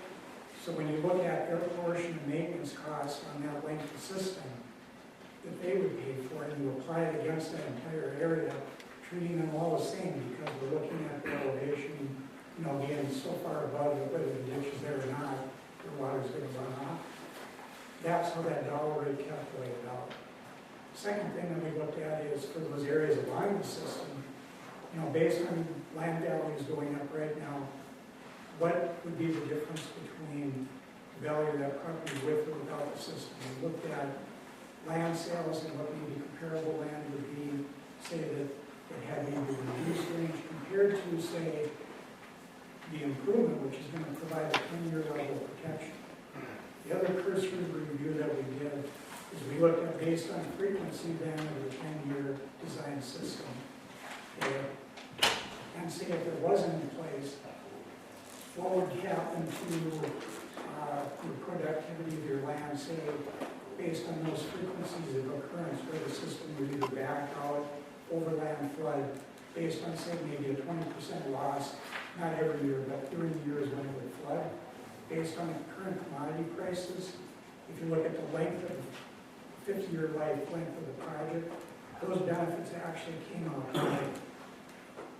Just based on saying, well, what if we had a 20% loss every 5 to 10 years for the length of project. So we tried to look at both from a productivity standpoint, also on what we felt the improvement, including the 10-year design channel, would have to improve value of that property. The viewers, discussed it, we agreed that 750 probably is a reasonable number. Now, in that area, in the reduced rate, there we looked at the effects that the original county ditch number 2 had improving that property to some degree before the improvement. So we tried to apply a reasonable benefit rate, so to speak, based on, say, if county ditch number 2 had a redetermination benefit, based on current values, that's a 10-year design channel also. What would be the benefits if there was a redetermination? Probably was going to be in that range. So we applied that to those properties that already were seeing an influence from the range improvements in county ditch. And that's basically how we applied it.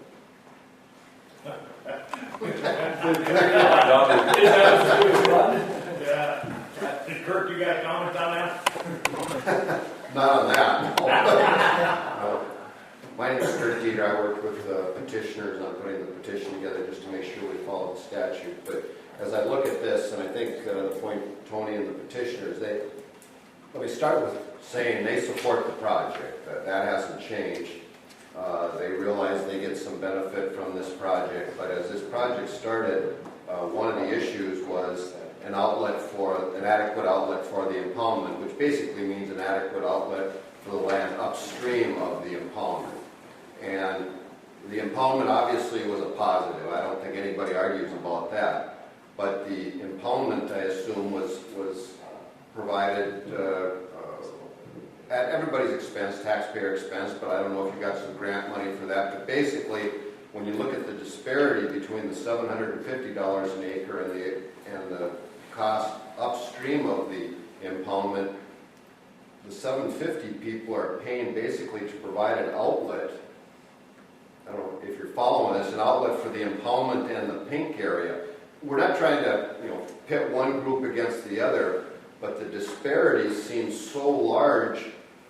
The pink area got an impoundment paid for by all of us, or all the people up here, plus however else you got your funding, and then really needed, as I recall the discussion, one of the main reasons we did this, or the petitioners agreed to this project, was to provide an adequate outlet for the impoundment, and also they realized they get benefit.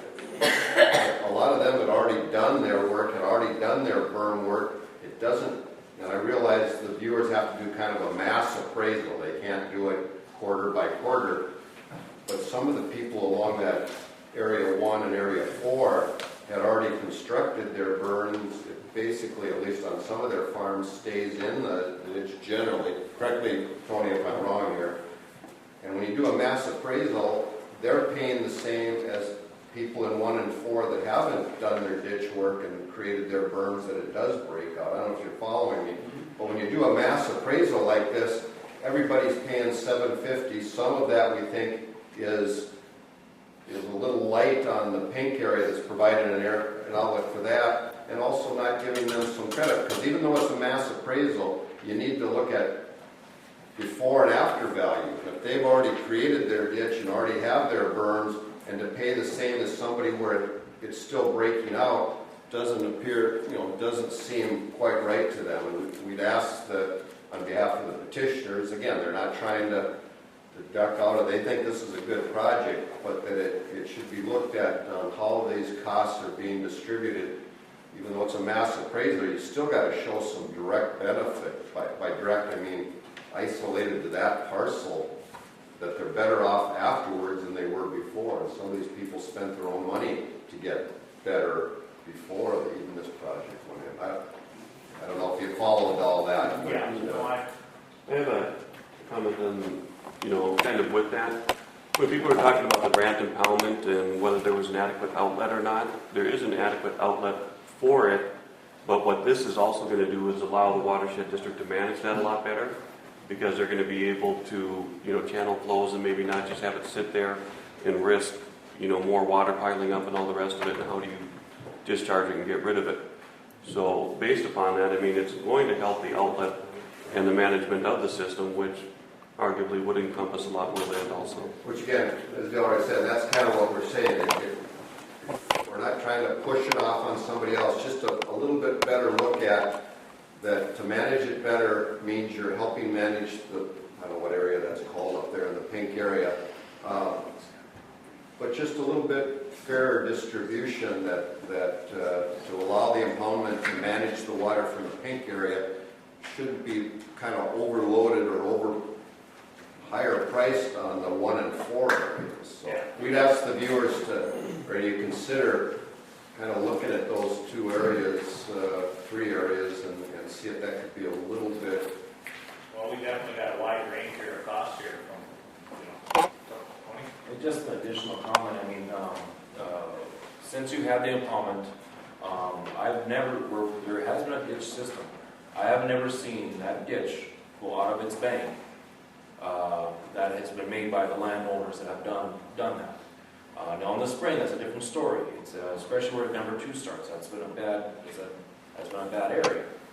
But I've not gone out of that bank. And then the other point, like I said, in July of 2010, it almost seemed like it was very, very critical that a proper outlet was made for this impoundment. Because I was told that there was within a few feet of going over the spillway. Tell me if I'm wrong. Correct. So there was, to me that says that the outlet was not exactly great. I'd like to touch on that. what Larry in 2010 was how much protection you landowners have downstream in a large event that you never had.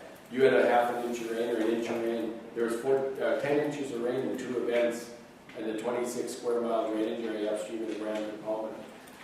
We could shut the gate off, thus eliminating your crop damage. We eliminated it. What we did get word on was the minute we opened the gate, that channel downstream was not adequate to even handle a 2-year event, not even a 1.5-year event. So the channel down, which is fine for impoundment, and it's fine for releasing. However, so the outlet is still adequate from the impoundment standpoint, but when you have crops that you're farming into the lower areas, that's when we started getting the calls, is when the water was leaving this 2-year frequency ditch system or 1.5-year frequency ditch system and going out into the crops. In the oxbows that were, you channelized the systems, there wasn't berms in a lot of areas out there that are somewhere, but we could regulate by how much water was coming out of the impoundment, but we still, other than above a 2-year frequency, we couldn't even release it because we were getting crop damage from the areas in the oxbows. So there's areas that maybe, should have been protected more from the landowner, and then we wouldn't have to get the calls, because when we were sensitive to crop damage. Don't answer that. And so, the point is that the adequate outlet was there for the impoundment purposes, for operation on the impoundment. But at a summer event, when it's very critical for the landowner not to get any water on their field, or anywhere adjacent to it, that's where we ran into the problem. And that's what. And I don't think we want to get into too much whether we had adequate outlets. I think we know. We're not trying to make your impoundment. We're in favor of the impoundment. I mean, that's been a good project. We're just saying we'd ask you to look at it. That's a good example because that water would have went that way. But once you guys went through it with that travel, it made opening the impoundment a lot less stressful on everyone. Yeah, right. Very much so. So and that was paid by the entire watershed or The everyone. The watershed absorbed some of the cost or to get some of the snags. So everyone that pays into the watershed paid for it. We all share on that. Yeah. We felt that it was a big enough emergency to make the expenditure to keep that at. And I guess what we're asking, since the viewers are going to be looking at some other areas, that there's such a huge gap between the 750 and the... Yeah. And I guess I can understand that more so than maybe the critical of the adequate outlet. Right. Yeah, we don't want to... Why are we doing this project isn't the issue. It's... or we can wait, or we can...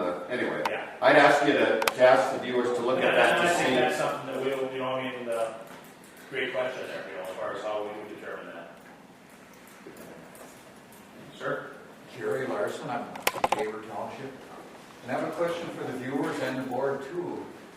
The property that I'm concerned about is right at the end of this project. And if it can be, pull it up, Myron. We're in 360th Avenue in Tabor Township, which is right where the project ends.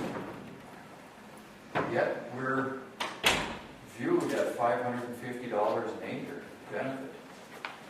Well, I don't see that there is any benefit at all where the project ends, let alone a benefit at that rate.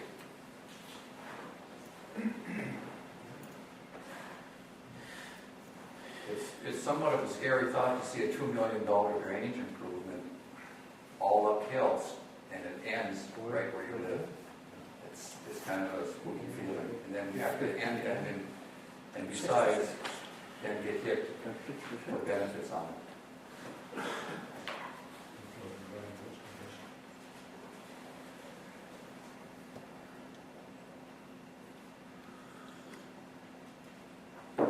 What section is that again? We're in 22, southwest.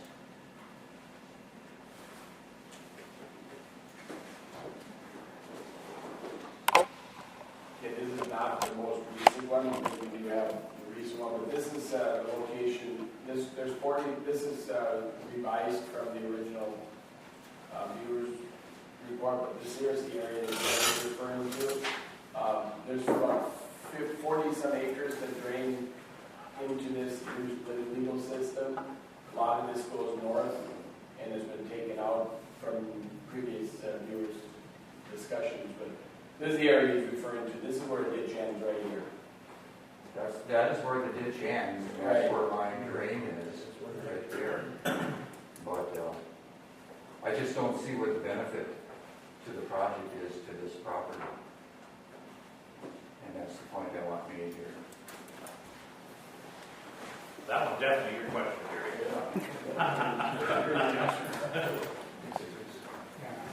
Well, I guess if I can say as far as the benefits of your property, originally you were in County Ditch number 2. Okay. Your land in County Ditch number 2 was at the highest rate of benefit for your Red Line County Ditch 2 system. The way things stand right now, with the new system, you're benefited to the new system because Red Line Watershed District Ditch number 15 is taking out those 2 miles of County Ditch number 2 that you used to be on.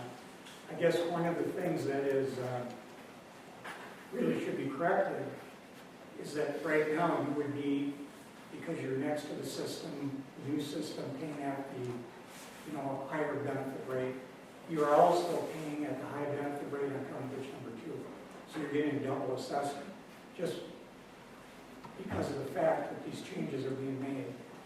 We're basically recommending that there should be a redetermination on County Ditch number 2 so that you no longer are at the high rate on that system because now you're part of the new drainage system. When we look at the benefits and the values that are set on the property right now at 550, we looked at that in comparison to what would happen if we did a redetermination of benefits on County Ditch number 2. The original benefits on that there, I believe, were 100 to 150. Those are older benefit values that would need to be updated based on the current value of property. So if we looked at, say, if you weren't part of this new system at all, and you were on County Ditch number 2, if we looked at what would be the benefit to your property with or without the ditch 2. If the ditch got closed up, eliminated, what would the property be like versus with the ditch there? And with the current values of property, it probably does provide at least $500 an acre value to your property having that ditch versus not having it at all, without an outlet. So the values were reduced for this area in the blue based on the fact that a lot of these properties had already received benefits from County Ditch number 2.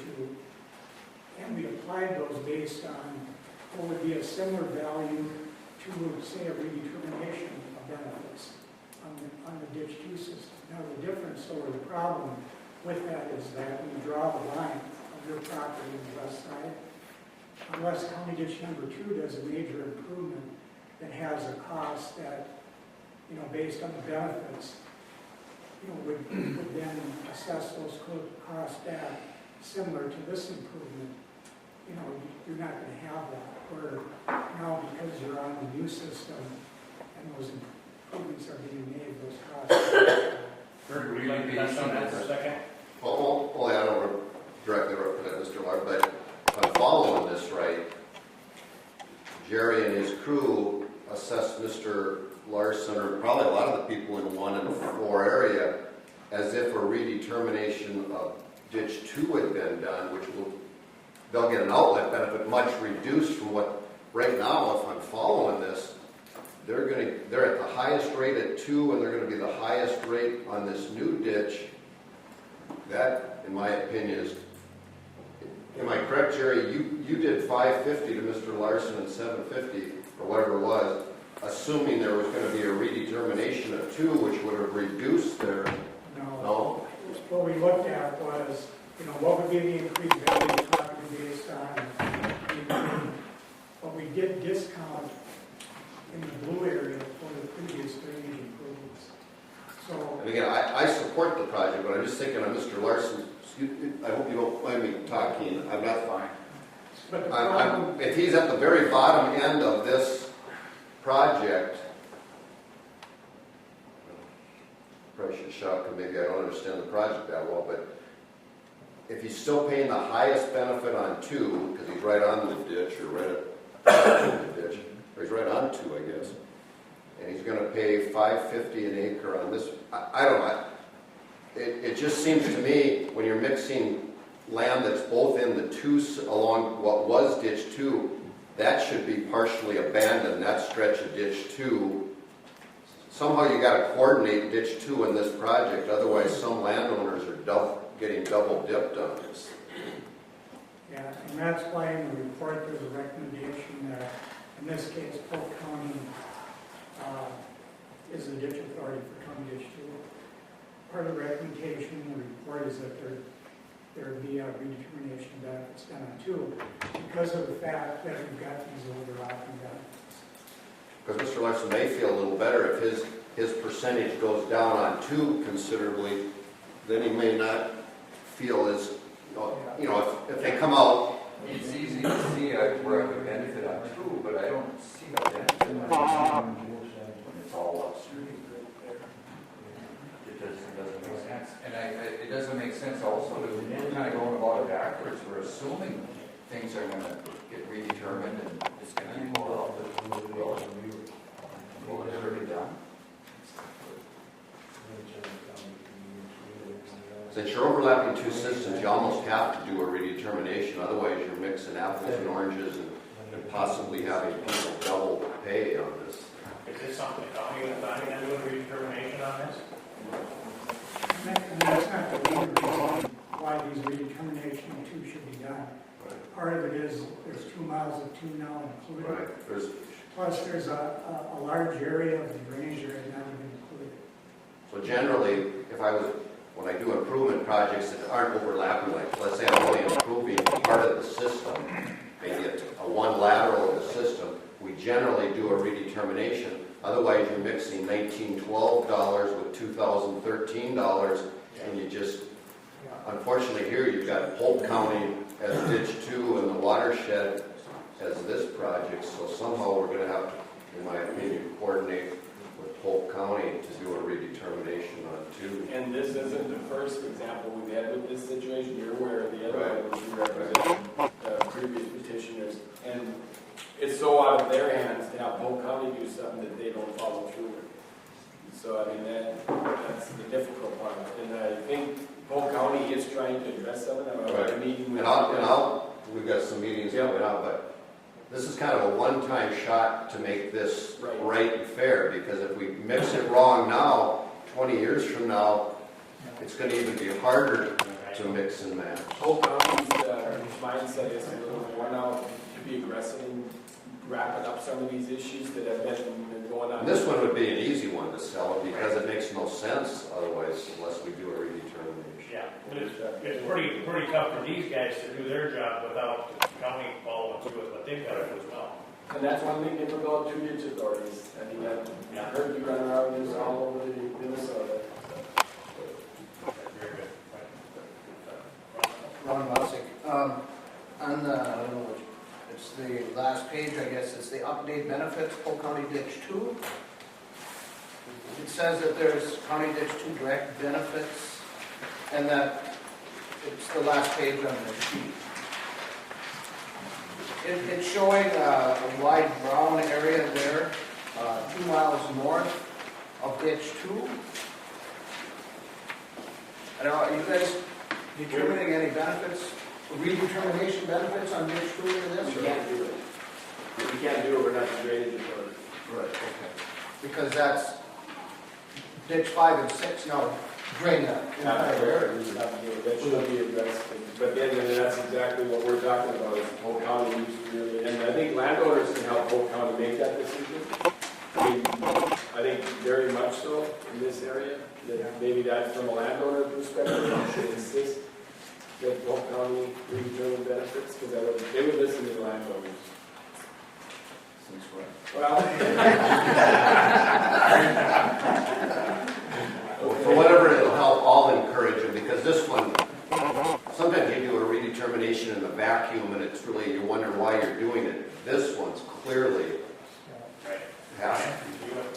guess I'll just back to Angus Township on section 33 and 34. Just had a question, I was just debating how much land to include in there. Because right now the water hardly flows west to the ditch system. And unless we clean the county ditch, the water is not going to get there, any pasture is not going to help us. And right now the pipes going underneath the township roads and in our field approaches are about level right now. So if we clean the ditch, they would have to be lowered. So is that all our expense to lower all the culverts, or can we even do that? What is the statute, attorneys, on expanding, the project outside the scope of the actual, for certain things like this okay, they ask to be included into the drainage system, but yet and I know the board, the cost to get their water there is always an issue. I mean, no matter where you are. But this is the area that Ryan is referring to, is this parcel right here. Right now, we got this map.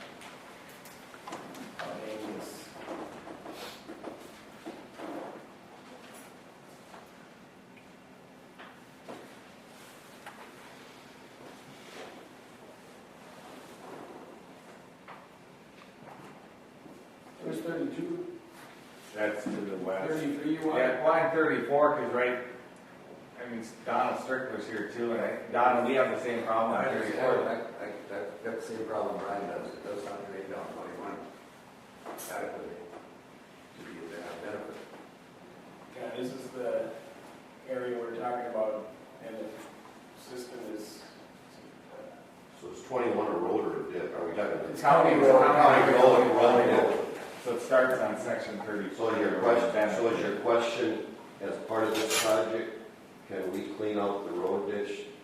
You got the lower culverts. You got the problem with culverts? No, if that's your question, no. That's a separate lateral project. Right. That's not to say that the county couldn't do it as part of draining their county road, and if they readjusted the culverts, that would be the county cost and expense because they're preserving the integrity of the roadway. But then we won't get the benefit of it if the culvert's not lowered. Did you do it laser of it yesterday? Do you know that the culverts are too high? Well, Don, he tried ditching it 2-3 years ago, and he's got about. Because it's literally a half a mile from the system. I mean, there's a section line right here, and the system is going to be right here. So it's a half a mile long. Yeah, we've measured it a couple times. It's virtually flat. And starting on 34 going. Starting at Highway 75. Yeah. What's the dollar? Yeah, 34 has a culvert listed down under the highway, going under the highway, through the highway. 35. There's another map here somewhere. Oh, you have the culvert map here, okay. I thought that there was a culvert identified under the highway, going through the center, through Highway 21, and then it takes the water to the south, and then it goes west. And then it goes west. Yeah, Problem is going west. Right, on the, even the south side. On the south Yeah. side. But all the way along the north side of 21, it's so flat there. Right. With the water, we're not going to get any benefit unless we can get those pipes lowered. We're not going to get any benefit from this. It's going to be the same thing. What's the cost of the benefited area with each measure? They're at the 550. 550? But the only problem is, even if the county did address that, and they aren't in the benefit area, then they can't drain there now, then, until they petition individually. So it's a tough call, because until there's, the drainage is improved on 21, you're not gonna see what you feel is a good enough benefit to pay that cost. On the other hand, if it does get improved, then you come back in a petition later, and then we gotta have the, so it's a tough call.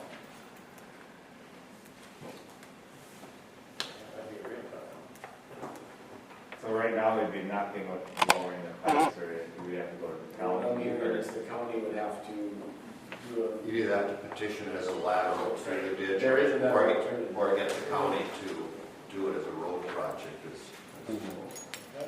Petition for a lateral would probably be a. That's a possibility too. Possible route, yeah. especially when you're paying the benefits into the system, it's pretty hard to prove they should get some benefit out of it. You know, But, I heard on the report, the term improved outlet a couple times. How much, and the benefits that are here, are some of those benefits attributed to the fact that this land's gonna drain faster than it did before? No, it's not very faster. The indirect benefits that are in those areas are what, the project provides them an outlet.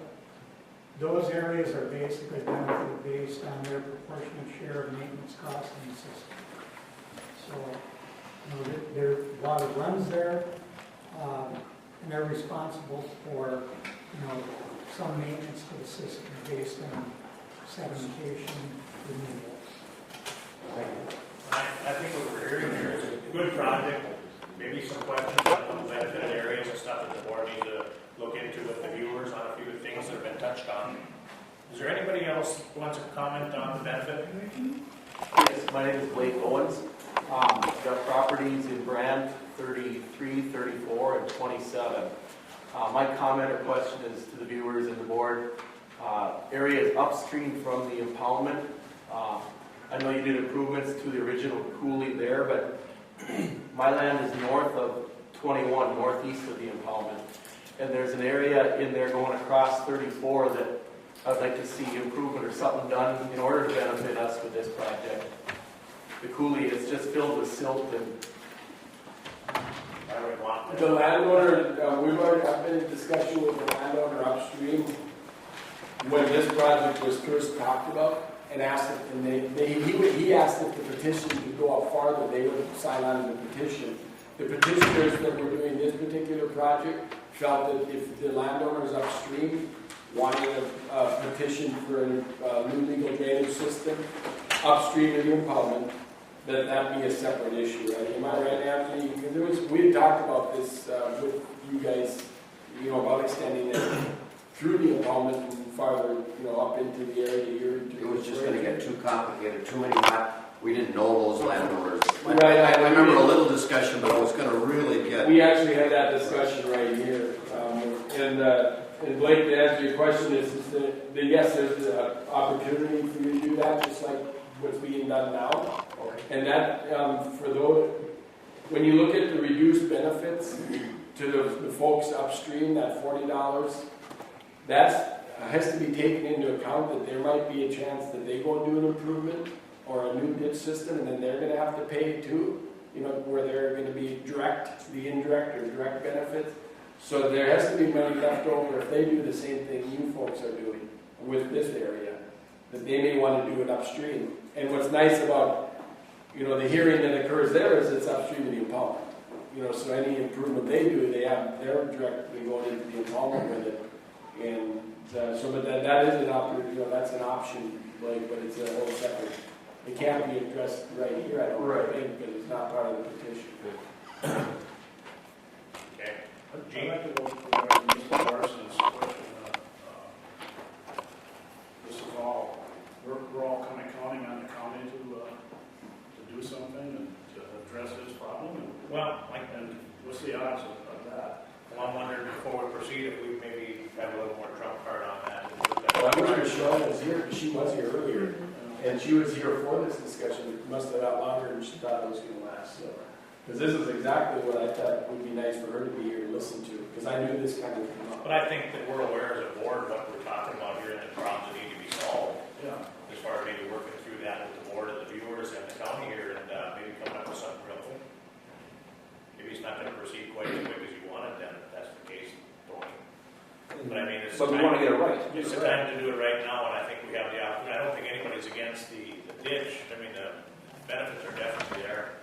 Some of them are put into this, and the termination of the ditch to the county. Them things I think are going to need to be ironed out prior to making the decision that the board needs to make.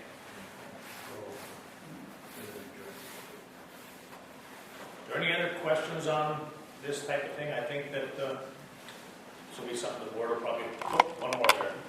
Section 27 Tabor, I suggest to go another half a mile on ditch 15. They're going 2 miles, drop it to Rubber Arena's corner. Oh, they're going there. We're going through all of section 27. Yep. We're going all through 27 right now. I saw that. Is that what you want to make sure that that's done? I thought you were gonna end at 66. No, we're going all the way to the two box culverts at the west end of section 27. Oh, okay. Anybody want one last comment? We're gonna close this hearing. I got maybe just a little something. You know, on the impoundment out there, we can draw the impoundment down. The present system is up, but it takes quite a while. And to give the maximum protection to you people, we like to draw it down just as quick as we can, just in case we get another big event upstream. So there's benefits here that don't just show on paper. And you guys have done a marvelous job. I mean, like I said, 3 years ago, you guys, or 2010, you were out looking at the area that we're talking about right now and saying, well, we want to open it more, but we can't because we're going to cause so much damage. Right. I mean, you were on the ball. What more can you ask of a board? I understand that there's been a lot of farmers that are pretty proactive in ditching there, that have done a lot of things there that a lot of the other people are getting a lot of benefits from as well. So, final closing comments later on. Hey, on South End, landlord, one of the opponents. How the viewers look at like mitigated wetlands? There's significant, there's 70 acres in that one impoundment that has mitigated that. How does that get the? There's no. Is it like wetland banking? It's it would be real. We have wetland issue. We had to mitigate wetlands, so we have to take 70 acres out of Ron's property and put it into a conservation wetland bank mitigation site. So it can't be drained, it can't be all that stuff. So it's kind of the same as Mr. Jensen's, where it probably has to be looked at again. But it's not. There's no payment to me for the mitigation. Right. It's basically just it's pretty much up the watershed to maintain it and everything. But it's got restrictions on drainage. Absolutely, it's already signed off. It's got restricted covenants on it. It's Well, what I would do is look at the plat map on your property. Anything that we remove for wetlands is shown on there. There's no benefit showing on those areas. They're in the dark blue. If there's areas that weren't showing in NWIs that we're putting to wetland banking, any type of program with restrictions on wetlands, those areas shouldn't be included for benefits. So now would be the time to correct. we'll show you that. We'll give you the lab with the adjusted report. And I apologize for that. I didn't, we don't know all the information, but I did know your situation. I just totally overlooked it on this whole project. Okay. Oh, one more last comment. It's all right, Dale. I wanted to wait to the end because it's a little bit of a different situation, but my name is Steve Goodwin, and the issue is in Angus 30, the southeast quarter. I don't know if you have time to get it up.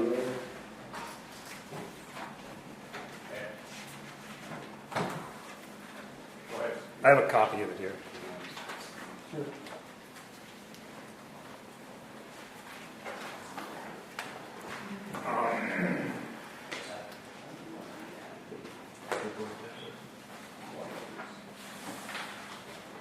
Is this, they're trying to get additional into this? Steve's.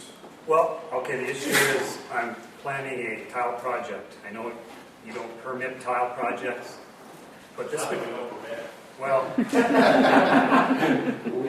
allow, we don't permit. There you go, I like that. I like your attitude.